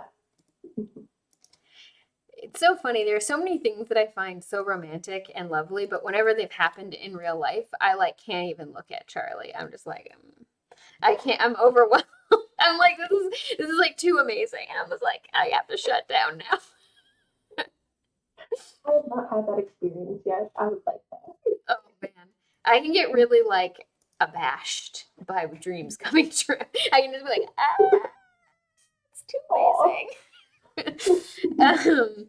And there are lots of things, even little things Charlie does where I'm like, it's too lovely. I can't engage anymore. I'm shutting down. um, but you know, I'm very into my relationship.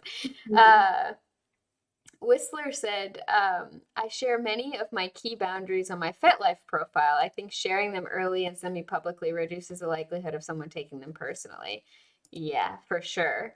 And what was it saying here? Someone was replying to what Aradin said, so I need to back up. Aradin said, should we make a streamer and chat relationship agreement? And I would say, like, our tiny blurb code of conduct that you see when you first join the chat the first time, which is like no tolerance for trolling, hate, or bigotry. You know, be gentle with each other and, you know, have fun is a kind of thing. It's like a base template, but we could definitely talk through that more. And Critwitch said around that could be a fun workshop. Does bring up a question: can there be an adequate agreement between groups rather than individuals? And I think that's also an interesting thing. I've been thinking of doing a project as a group on Discord and writing the Discord code of conduct together.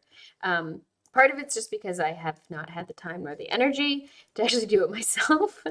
And I don't just want to steal the one from and modify the one from the Dark Souls Discord server I joined, because I think they have an amazing code of conduct because their use cases is really different. They've got thousands of people and a lot to manage, and the internet gamer culture has a lot of problems with things like wanting to use slurs or, you know, trolling, and they really have to shut that down.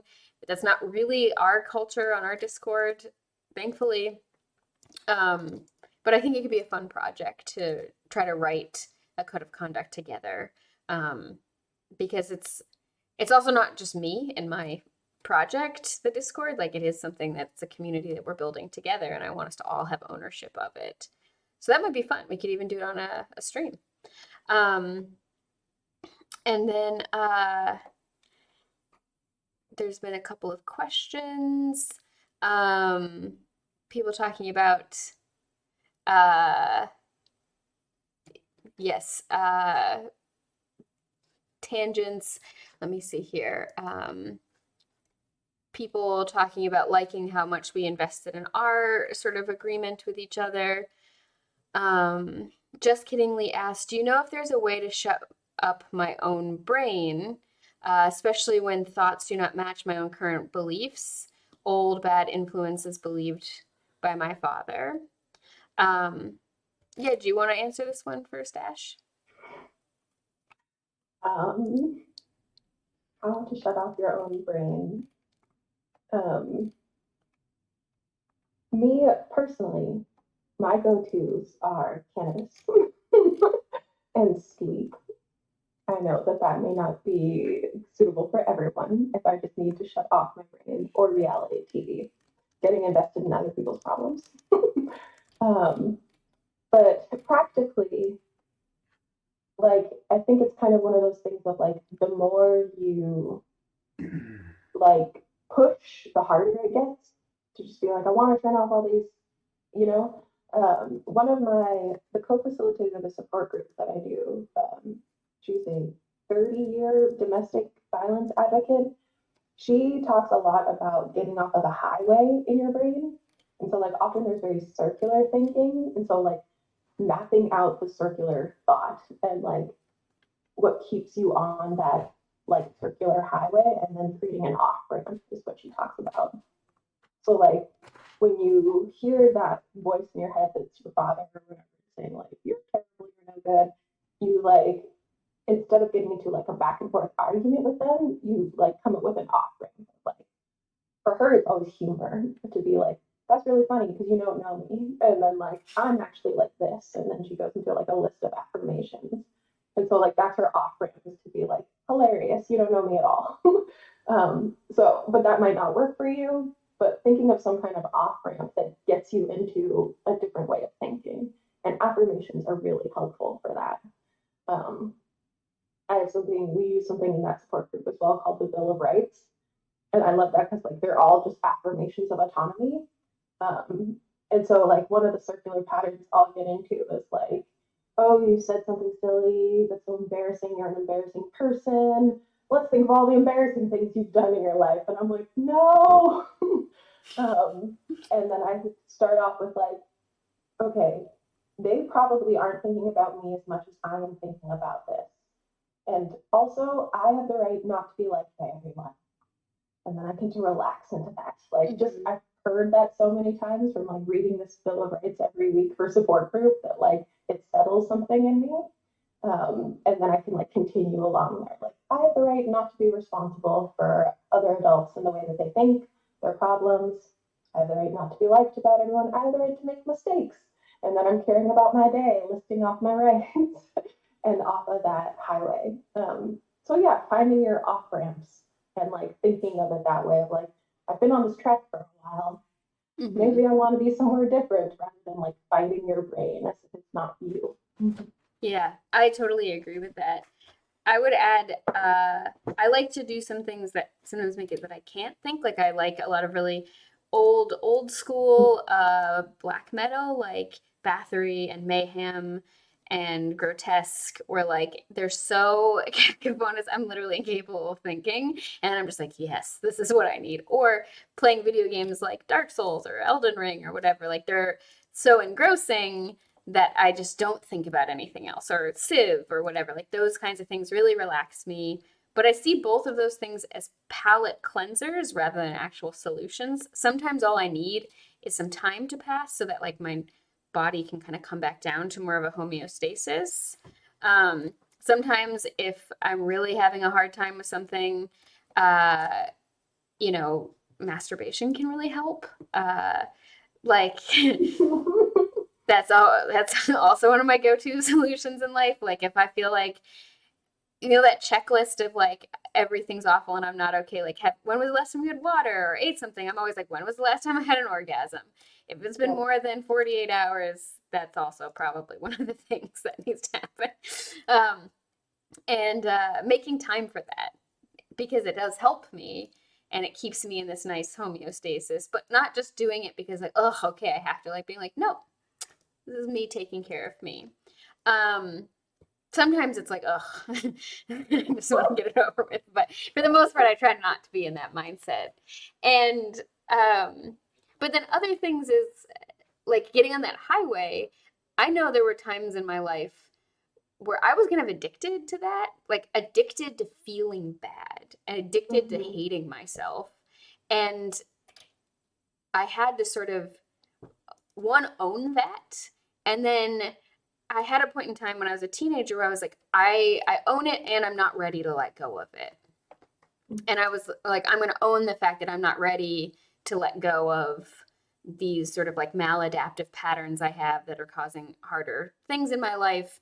Um, and I just was like, okay, I'm going to give myself like a couple more months of doing this, and I'm going to check back in and see if I'm ready to move on.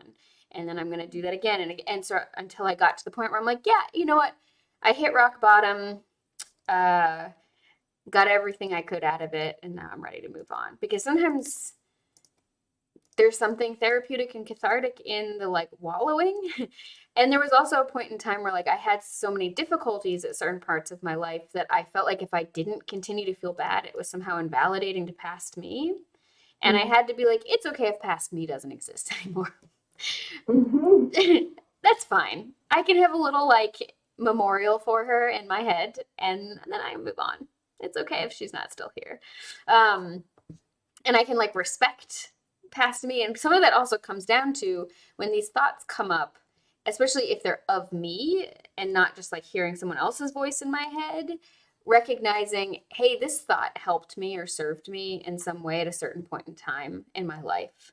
And respecting those needs that past me had or those survival mechanisms that past me created and then being like thank you and these things have served their purpose. I also do that with like trying to make sure I don't hoard things sentimentally. Like if I used to have like every birthday card every random relative ever sent me and it became a Mm-hmm. little bit difficult to keep maintaining that, and I felt all this guilt. So what I did is I spent time with each card. I really looked at it, thought about the person who sent it to me, how I appreciated what they've done for my life and the love and consistency they showed me, or the ways in which they expressed love. And then I let it go. And I was like, I keep the feelings, but the piece of paper doesn't need to stay with me.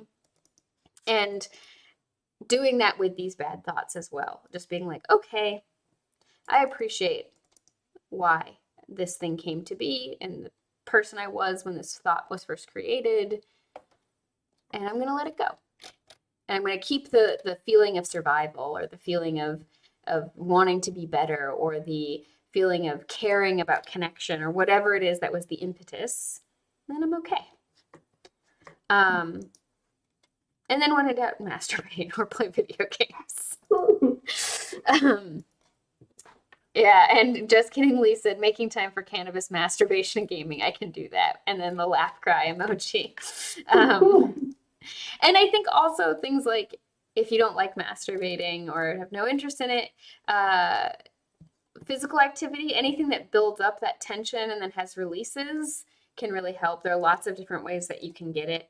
Even just like chugging a lot of like fizzy water and then having a big burp kind of has that same like tension build up and then return to homeostasis. Or doing a self massage or something like that. Or I think a lot of people like taking a lot of baths as self-care because it does help release a lot of tension. And I think that there are lots of things that you can do if masturbation isn't helpful for you or you're not interested in it. Yeah, how to turn off those thoughts. I also, let me think about this. I remember as a teenager, I used to have a lot of really serious self-hatred thoughts, and I would constantly just be like, I'm a bad person, I'm the worst, I'm terrible. Like all of these really harsh things, like way less kind, with a lot more like even just hurtful things I would say to myself. And I started just learning to recognize when I was having those thoughts as the first step. And then I would do some chain analysis, like what's provoking this. But then I would also just ask myself, like, I would just say, I don't want to have this thought anymore. And it would repeat like a broken record in my head. But I would just be like, yeah, I'm good. I don't want to have this thought anymore. And then I would try to, each time it came up, just replace it with something else. And I would catch myself in these like sneaky self-hatred spirals. And I would just be like, oh, yeah, I'm doing it again. It's okay that I'm doing it again. And I want to stop. So I'm going to just like start repeating in my head a mantra of like, cats are amazing. Like if I can't do the like, I deserve love and affirmations, or like I deserve to be here, I would just be like, all right, I'm gonna do a mantra that I totally agree with. Cats are amazing. Cats are amazing. Like, because sometimes we want to jump to the like, I'm going to just defeat this thought and have a perfectly amazing thought. That's hard. Sometimes all I could just, like, there were times where I was just like, oh my gosh, my life is over. Nothing will ever be good again. And I couldn't get out of that feeling, but I would be like, well, there are always going to be kittens and puppies. And that thought kept me going many times in life, where I was like, there are always kittens and puppies and I get to look at them. That's great. That's enough. And go ahead. No, that's it.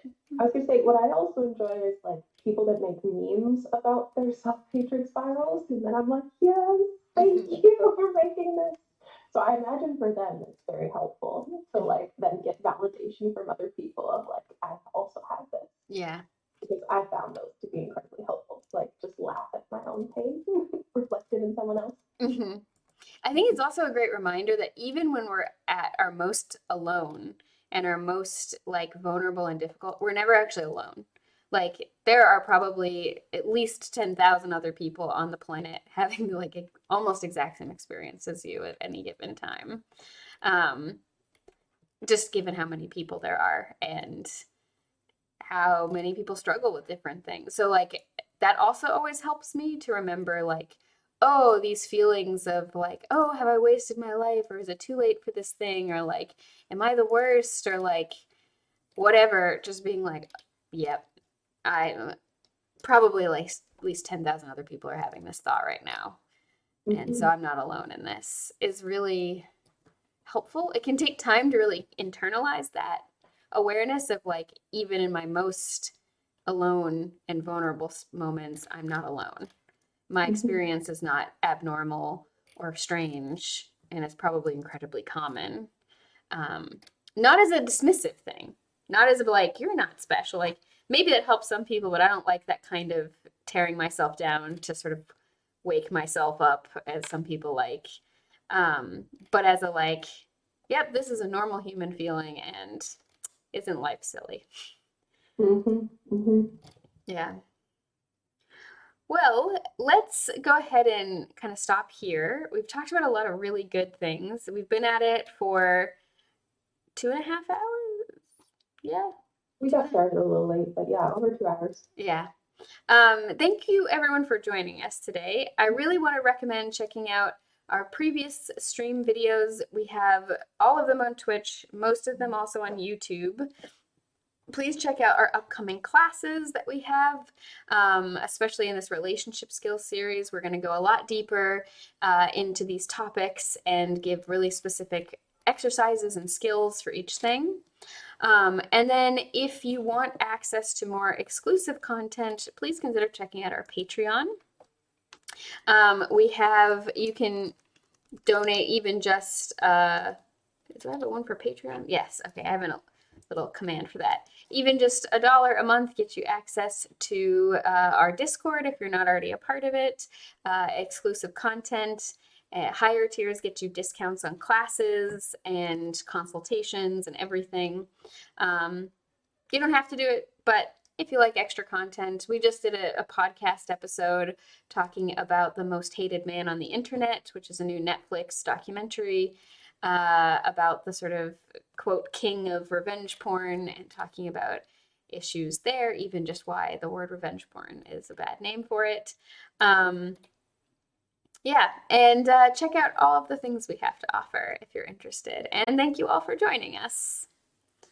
Thank you. Lovely as always. Yeah, bye.